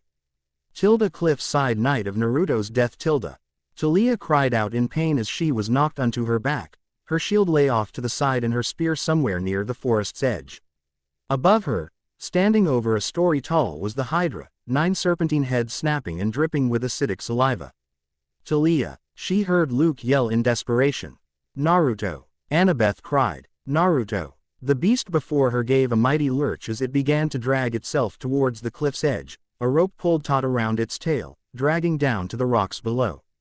Naruto appeared at her side, helping her to her feet. Almost bit the big one, Day Lily. He smiled. Naruto, Thalia winced. I should have listened. I was stupid to think we could take a Hydra. It's okay. Naruto quieted her. What are friends for? Thalia smiled, all too happy to have Naruto by her side, before she looked forward, only to see the horror-stricken faces of Luke and Annabeth. She felt a hard push against her back as she fell to the ground. Turning quickly, she found a sight that would haunt her dreams for the next month before her ceiling. Naruto stood still, that same smile on his face, an arm outstretched, the other along with the top left half of his chest in the mouth of the Hydra. He coughed blood, the sticky red substance spewing from his mouth as he regarded his friends one last time. Go, he whispered, and then like a whip, he was snatched over the cliff side. Thalia fought her way to the edge against Luke's pleas for them to heed his words. Below, she could see the last remnants of the Hydra floating away to the sea, a cloud of golden dust. But no Naruto. And as she stared at the rocks and the foam and the crashing waves, Thalia Grace did something she hadn't since she'd left home. She cried, Tilda and Tilda, it was a mistake Lily, Naruto told the shaking girl soothingly. I already forgave you, I'm here now and that's what matters. What of the deal, Naruto? Hades asked. Naruto looked up at the god, but he stayed in his position, hands on Thalia's shoulders. That would be up to Bianca. Hades looked to his daughter who had remained silent up to this point contemplating what to do. What about Nico? She asked. Hades shook his head. I will only take one of you. Nico will have to learn at the camp. What? Why? Bianca cried. To learn the ways of the underworld is very involved teaching. If I were to split my focus between two, it would take years, Hades replied simply. Bianca looked down. Then why me? She whispered. Then the unthinkable. The Lord of the Underworld sighed. You look so much like Maria, he said softly. Mother, that was Mother's name, wasn't it? Why can't I remember? A side effect of the lotus, but your memory should come back eventually. Bianca nodded, looking over to her teacher. She clenched her fists, vaguely surprised to find her right one still gripping her bow. Looking down at its sleek, ebony finish, her eyes lingered on the bronze feathers and she smiled. You sent the Stymphalian bird, didn't you? She asked. The god nodded. Bianca smiled. Then you have done enough for me. I have found my place. Nico, on the other hand, he needs you. I'm all he's ever had, or at least all he remembers having. He needs a father more than a sister. Hades looked pensive for a moment. He had never thought she would turn him down. The god inwardly sighed. It must have been her mother's undying influence in her. Maria was always a very family-oriented woman. That was the reason why he had stayed around her for so long. She did everything in her power to ensure he was a part of their lives. She made so many sacrifices. It seemed it was his turn. He wanted to train his daughter who looked so much like his Maria, but he had a son that needed him and he would begrudgingly admit that she was in capable hands. At least to himself. Very well, Hades relented finally. He snapped his fingers and in walked a familiar, skeletal figure. This one wore what looked like tattered army fatigues and an old army cap. It walked forward, holding in its hands two items. They were two daggers in black sheaths, the handles 4 inches long and wrapped in black leather. Bianca pulled the blade and found it to be a deep black that matched her eyes. That is Stygian iron, Hades told her. It is indestructible. And unlike celestial bronze, it does not destroy monsters, it devours them. Monsters killed with these blades will never return. I will not be teaching you as I do your brother, but if you practice, you should be able to summon Stygian iron and therefore summon my soldiers too. Battle. Thank you, father, Bianca said softly, strapping the identical blades to her sides, one at each hip. Your quest has just begun, daughter, Hades spoke harshly. Do not thank me just yet. This excursion has cost you precious time, has it not? Bianca looked slightly taken back, then nodded. Harshness was just her father's way, after all, and there was no sense in taking offense from it. It would be best that we make haste. My lady's situation may grow graver by the minute, Zoe agreed. Hate to break it to you, but we are in the underworld. The nearest exit is L.A., Percy offered. We don't have time for that. There must be another way. Naruto searched his mind desperately for an acceptable answer, but was coming up frustratingly blank. Guys, Thalia asked, is it getting darker in here? The others looked around and found that, indeed, the room had returned to how it was before and the only light came from the small, center hearth. They looked to where they knew the throne was and all but Bianca shivered involuntarily. It was then that they knew that Hades, lord of the underworld, had eyes darker than darkness itself. The two orbs stared out at them, regarding them each in turn, before looking to Naruto. "Keep her safe, or I will come for you," Hades stated. And to the rest. The darkness became complete as the hearth went out, as if it were a candle extinguished by an errant breath from a higher being. "Oh, right, try not to die. I don't think I could stand the sight of you for a while yet." Dead demigod jokes, always quite the hit at parties. The tinder had been set, now all that is needed is a spark to light the fire in his heart. Naruto grumbled to himself as he woke for the second time from a Hades-induced slumber. He stretched his back and rubbed his sore neck. Seems the lord of the underworld couldn't be bothered to arrange a soft place for them to awake. No, instead the sight that greeted the young hunter was that of a sprawling desert and worn highway littered with potholes. His companions began to stir, each of them moaning in discomfort and rubbing sore limbs. They had been deposited in the parking lot of an old, abandoned fast food joint. The doors and windows were boarded up. Not that that would keep anyone out, as the wood was weak and brittle from years of desert windstorms. Next to that building was an equally worn post office with a large white sign that read Gila Claw, Arizona. The sign itself looked to be standing on its last leg, and a few of the letters were sitting at odd angles. Behind, a cluster of buildings smaller than that of the smallest of towns was nestled. And beyond that was what one might guess was a small range of hills, but upon closer inspection seemed to be piles and piles of junk. Old cars, appliances, and just mounds of scrap metal piled atop each other for miles. Percy gave a low whistle. "Whoa, something tells me we aren't going to find a rental car here," Thalia muttered morosely. "At least we are farther west," Annabeth put in, trying to sound optimistic.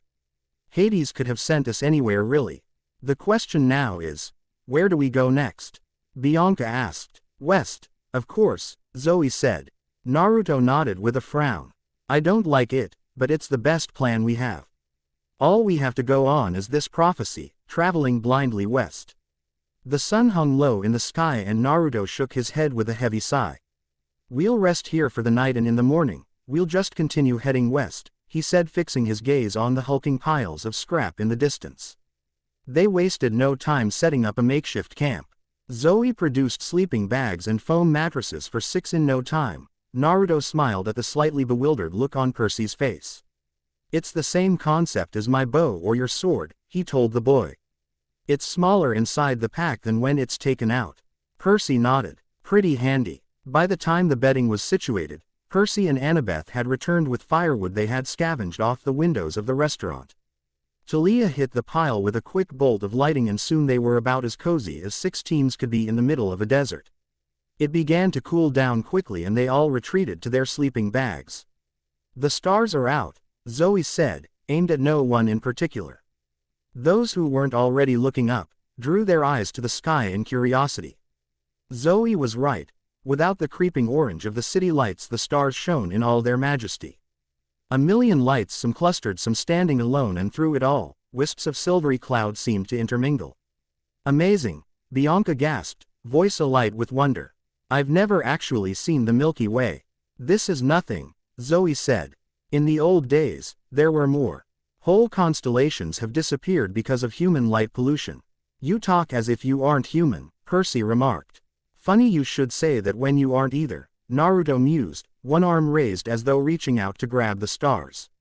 "What, you aren't entirely human, Percy," Naruto repeated. "None of us are. We all have the blood of the celestial flowing through our veins. It is a blessing, and yet a huge responsibility." "Yeah," Percy agreed with a sigh. "Slaying monsters, taking quests to save the world, all in a day's work." "Not just that," Naruto added. "Imagine what you could do as the son of Poseidon. You could save entire ecosystems with a timely diversion of water or contain and remove a catastrophic oil spill. You could be a hero, an unsung hero, but a hero nonetheless to mankind as a whole." Percy was silent as he contemplated that statement. To be honest, he had not really thought much past the next summer, the next quest. It seemed like the world was being tossed into chaos and he always found himself in the center of it. He was focused more on surviving than planning for his future. Naruto was right, of course, with his powers, the possibilities were endless. It's not like villages needed defending from monsters in this day and age, so full-time hero was not a job choice. Maybe he could be a lifeguard or a swimming instructor. A professional swimmer, would that be fair at all? Sure, Waterboy here has a ton of choices with his abilities. Thalia laughed. But me, Thalia the electrician. Everyone laughed. I'm sure you'll find something to do with yourself, Daylily. Naruto smiled. I already know what your job is going to be, Naruto, at an all-inclusive petting zoo. Thalia smirked. I would agree, Naruto said as silvery smoke surrounded his form, causing it to shift. But I don't really feel much like becoming a goat, growled Naruto, having let his form take on the likeness of a Bengal tiger. It weirds me out when you talk as an animal. Percy shivered. Technically speaking, he shouldn't be able to articulate words in that form, Annabeth stated. Yes, well, technically speaking, people don't turn into animals, Anna. Naruto said, now looking more himself. Annabeth chuckled. Duly noted. So Bianca, Thalia began. How did you take out that skeleton soldier? I was wondering about that too, actually. I mean, nothing we did could stop them, Percy added. Maybe it was just a well-placed shot on Bianca's part, Zoe supplied. Naruto cupped his chin. Could be, but I think it has more to do with her bow itself, and her father. My father, Bianca repeated. Was I the only one reaching for my bow when the skeletal warrior appeared with Bianca's daggers? Zoe shook her head, but the others looked sheepish. I don't have a bow whiskers, but I was sorta keeping myself from being the focus of the god that had already tried to kill me once before, Thalia Mew. Ttered, grunting her annoyance. So you're saying that Bianca is the only one who can kill them? Annabeth asked. If I remember correctly, her arrows struck one in the chest, Naruto replied, grinning. Instant kill, so if I hit them in the heart, they go down. Bianca asked with a smile. They were transparent. The foul beasts had not hearts.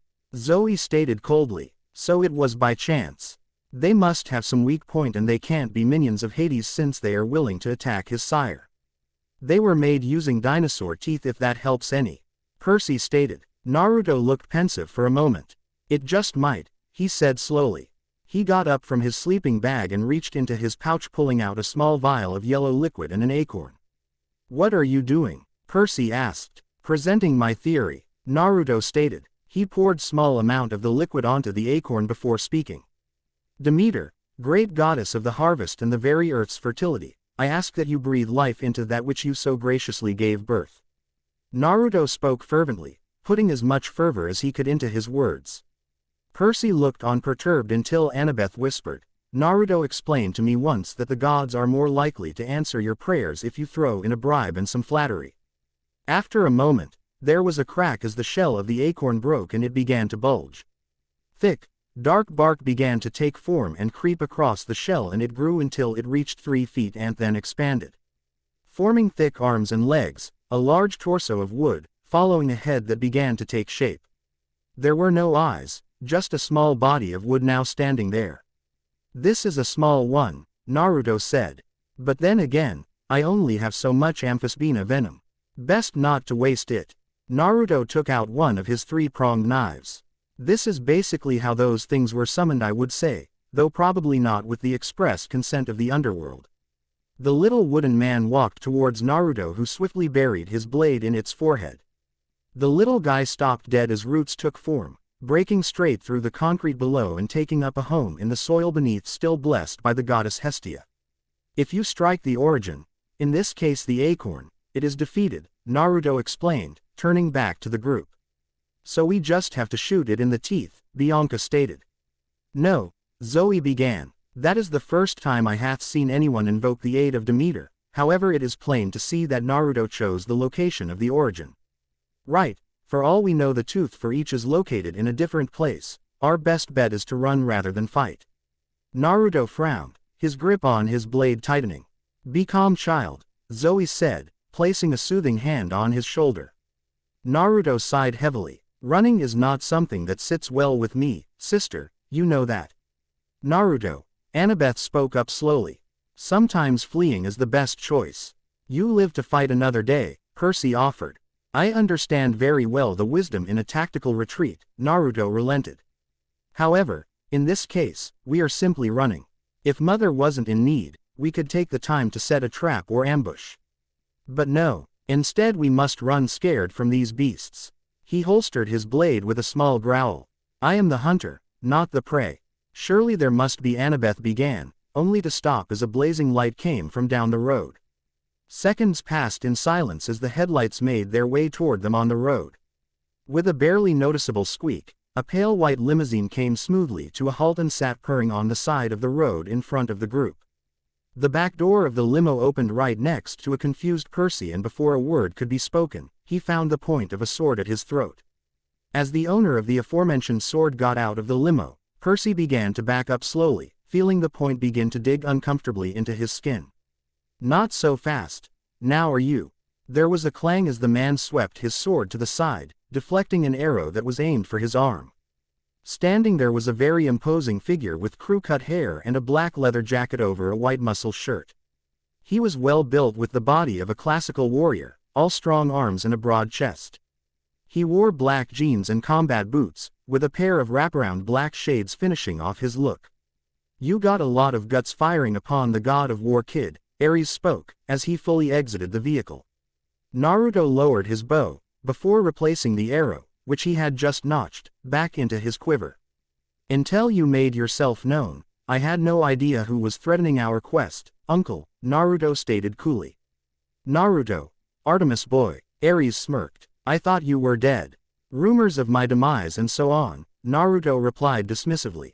What I want to know, dear uncle, is why you're here. Don't give me that cold civility your mother taught you. Ares chuckled. Truth is, you hate me almost as much as I hate the wet-head wonder here. Hey, Percy interjected. How could I hate you, uncle? Naruto replied. Some of my greatest hunts were of the beasts you set after me. Have you decided to finally forego the semantics and challenge me head-on? No matter how confident he was in his abilities, fighting a god was not a laughing matter, least of all the god of fighting. Ares had made a game of sending beasts after Naruto for the first few months after his initial SIPA ration from his mother. As Naruto stood exhausted over the bodies of the fallen creatures, the god would appear to berate him for his weakness. Naruto didn't understand if he was trying to force him to grow or was just toying with him. Normally I would shut that smart mouth of yours, however, Ares regained his smirk, despite his terse words. This is a friendly meeting. Obviously, Bianca scoffed. I was just scaring the kid a little, Ares stated. I'd never behead my enemies in front of a lady. What lady? Thalia asked. Well, another person who just can't stay dead. He strode over to Thalia, looking her over for a moment before speaking. Thalia, daughter of Zeus, he mused. You're not hanging around with very good company these days. What's your business here, Ares? Thalia asked. Who's in the car? Oh, I doubt she wants to see the rest of you. Particularly not her. Ares jutted his chin towards Zoe. Why don't you go get some tacos while you wait? It'll only take Percy a few minutes. Wait, came a melodious voice from within the car. I see a much juicier destiny unfolding here. Bring cute little Naruto in, I can play with Percy later. You heard the lady, Ares growled. You go eat, it'll only take Lemonhead a few minutes. The others looked ready to argue, but Naruto silenced them with a wave of his hand. Go, I can take care of myself, it will only take a moment.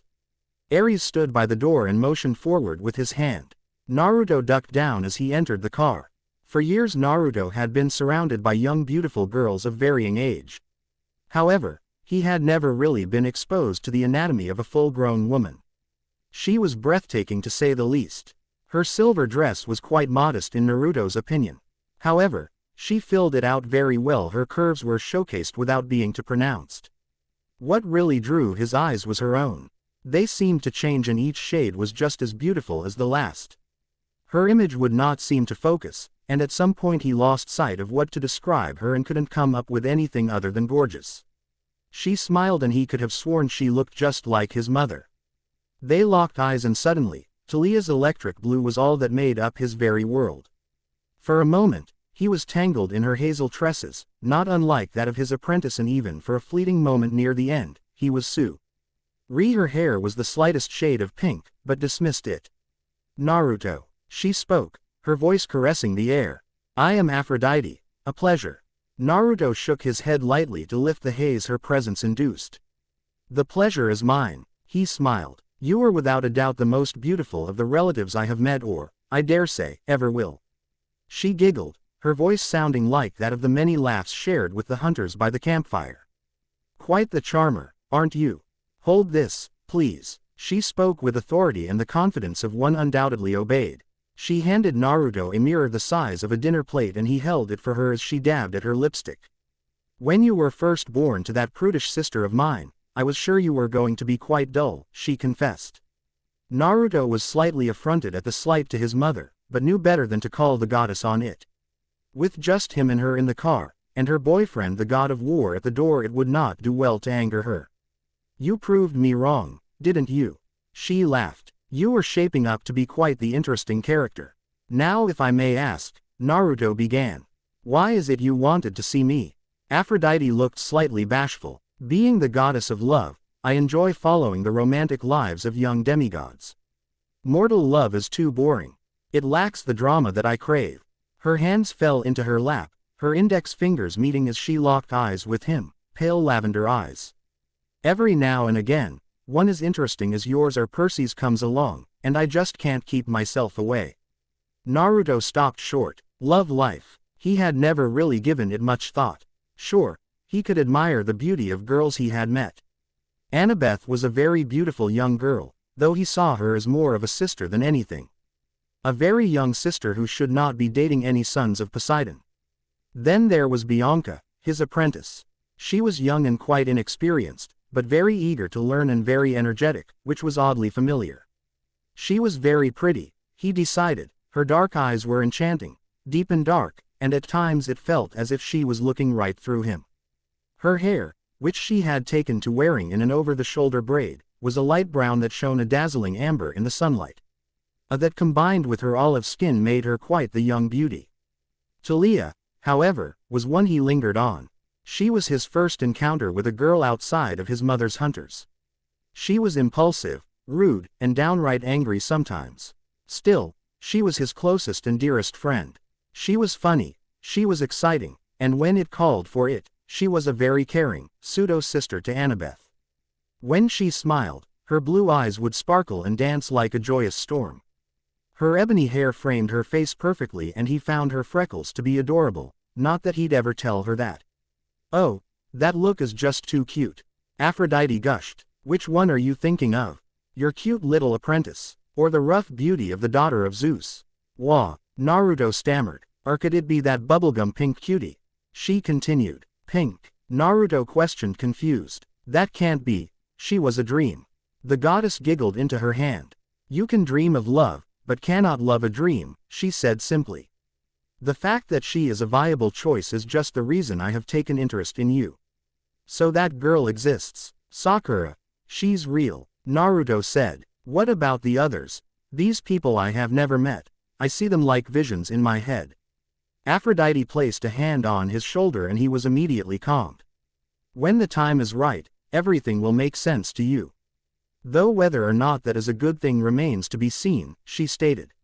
What do you mean? You are a special case, and with the knowledge you will come to obtain, things will just become more complicated for you. Naruto sighed, palming his face with his hand. Things could never be simple. First he dies, then he's revived. A goddess forces him to confront his feelings for his close friends, and now he learns that the people from his dreams are real. If that were true, it would mean he had already met them, but how could that be? He lived his entire life in the wilds with his mother and sisters. They and his current companions were all the people he knew. Don't worry, Aphrodite cooed. Normally I would do my best to challenge a person's relationship in the hopes that only true love succeeds. In your case, I will make an exception. I will aid you, Naruto Namikaze, seeing as fate has already conspired to complicate things for you well enough. She took the mirror from him and held it facing him. For a moment nothing happened, then his reflection began to waver. It swirled until it became a silver pane and then a symbol began to carve itself into the mirror. Look for this symbol in my husband's territory, it is the key to your past and your future. The sooner you know the truth, the sooner you can sort out your feelings and make a choice. She giggled eagerly. Oh, I can't wait till you get past this awkward little phase, you have so much potential. There, staring him in the face, was a swirling pattern which, upon further inspection, resembled a leaf.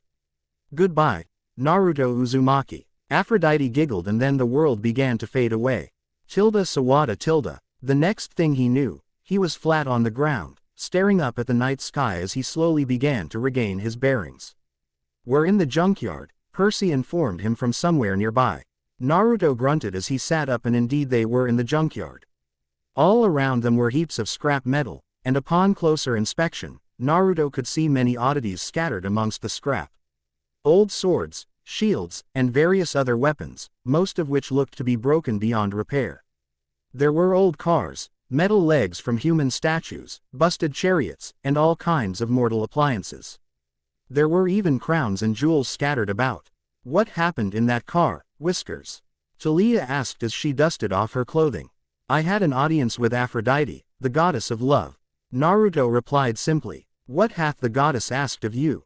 Zoe questioned. Naruto ran a hand through his hair, his eyes briefly ghosting over Bianca and Thalia in turn. Nothing, he said finally, lying though he may be, but Aphrodite's words swam in his head, always coming back to that name, Naruto Uzumaki. She warned me not to take anything from her husband's junkyard and that he is very possessive of these things.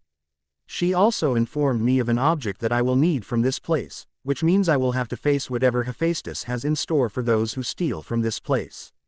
You mean we, Bianca corrected indignantly, hand on her hip. Your fights are my fights, teach. While I don't really trust Aphrodite, Thalia began. If it comes down to it, you know I have your back, Whiskers. Annabeth flashed Naruto a smile and Percy took that as a sign to offer a thumbs up and Zoe nodded her agreement with the statement as well. She knew there must be more to his meeting with the goddess, but didn't want to pressure an answer out of him. The goddess was interested in one thing and one thing only, and it was for that very reason that she despised the hunters. She sought true love but went out of her way to make life hard for most she took interest in. In her eyes, the bigger the obstacle to overcome, the truer the love shared. Many heroes had been led astray by the goddess' machinations. She would have to keep a close eye on Naruto. So, Percy interjected, how do we get out of here? That way, Zoe said, pointing at particularly large mound of scrap. That is west. How can you tell? Percy asked, genuinely interested. I know this one, Bianca called. Its Ursa Major is in the north, which means, that, must be west. Oh, yeah, the bear thing. Zoe looked offended. Show some respect. It was a fine bear. A worthy opponent. You act like it was real. No less real than monsters only those sired by gods can see, Naruto offered with a shrug. Percy yielded. I get it. Suspension of belief is an important part of demigodhood. So you do learn, Naruto stated. Being able to admit when you were wrong is an important trait for a man to have. Percy was about to question the man part of that sentence, when Bianca gasped and shot off down a garbage hill. Look, Bianca said, as she hoisted a gleaming silver bow. It's a hunter's bow. Looking as fine, Zoe stated. But leave these artifacts where they are found amongst the scrap. I don't like this place. Thalia said, as she gripped the shaft of her spear. You think we are going to be attacked by killer refrigerators? Percy said in jest. Zoe is right, Percy, Thalia put in, fixing him with a hard look. Things get thrown away here for a reason. Now come on, let's get across the yard. They continued on their way, traversing the endless hills and valleys of junk. If not for Ursa Major, they may have gotten lost, as there seemed to be no rhyme or reason to the content of each pile. Gold and rubies intermingled with old cans of soda and broken toys. Along the way, they found many interesting items, but none of them held the spiraling symbol that Naruto sought. Eventually, they saw the edge of the junkyard, a mile from their position. The lights of the highway stretched a long way across the desert. Between them and the highway, however, what is that? Bianca gasped. Ahead of them was a hill, much bigger and longer than the others. It was like a metal mesa, the length of a football field and as tall as its goalposts. At one end of the mesa was a row of 10 thick, metal columns, wedged tightly together. Annabeth frowned. They look like toes. Bianca nodded. Really large toes. Let's go around, Thalia suggested. Far around. But the road is right there, Percy protested. It'd be quicker to climb over. Percy is right, Naruto conceded. However, the easy path is often not the wisest. Naruto began to scale the mesa. In this case, however, there is something here that I may need. You need large, fake toes? Percy questioned dubiously. No, Naruto said with a smirk. Look closely, there is something more. The group all turned their gaze back to the large toes. Sure enough, just below them was a small blotch of dark color. Where the feet looked to be faded bronze, what was once dismissed as rust appeared to be a figure of some sort. After a few minutes of walking, they found themselves staring in shock at what lay before them. A boy, who looked to be just a bit younger than they, sprawled lifelessly against the bronze toes. He wore a large orange jacket with a wide white collar and blue shoulders. It was open fully, revealing a tattered, wire mesh shirt. He also wore orange pants and blue sandals on his bare feet. On his thigh was a blue pouch, very much like the one Naruto kept his blades in. What had shocked them all, though, was the familiar bright blonde hair, splaying in all directions and held up by a blue headband.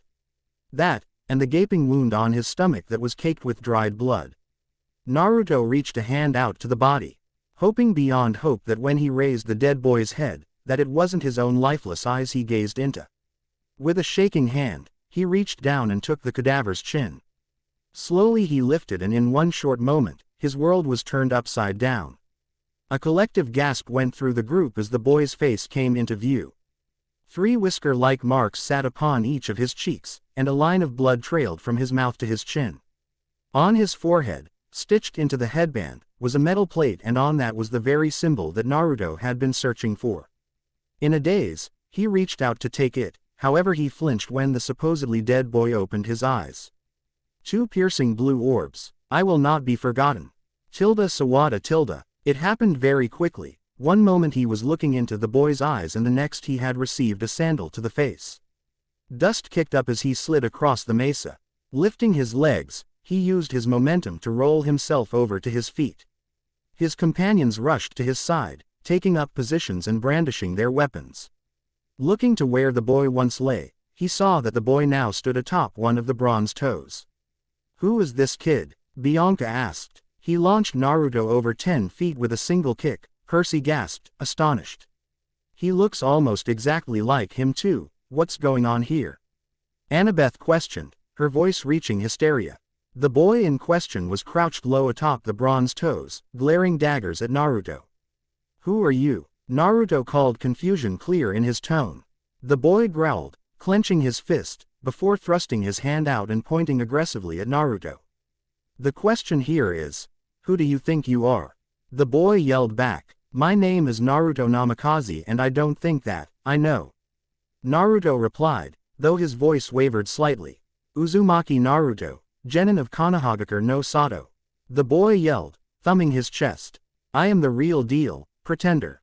Pretender. We're 2 different people. No, you're pretending to be someone else. I am the real thing, and I'll prove it to you.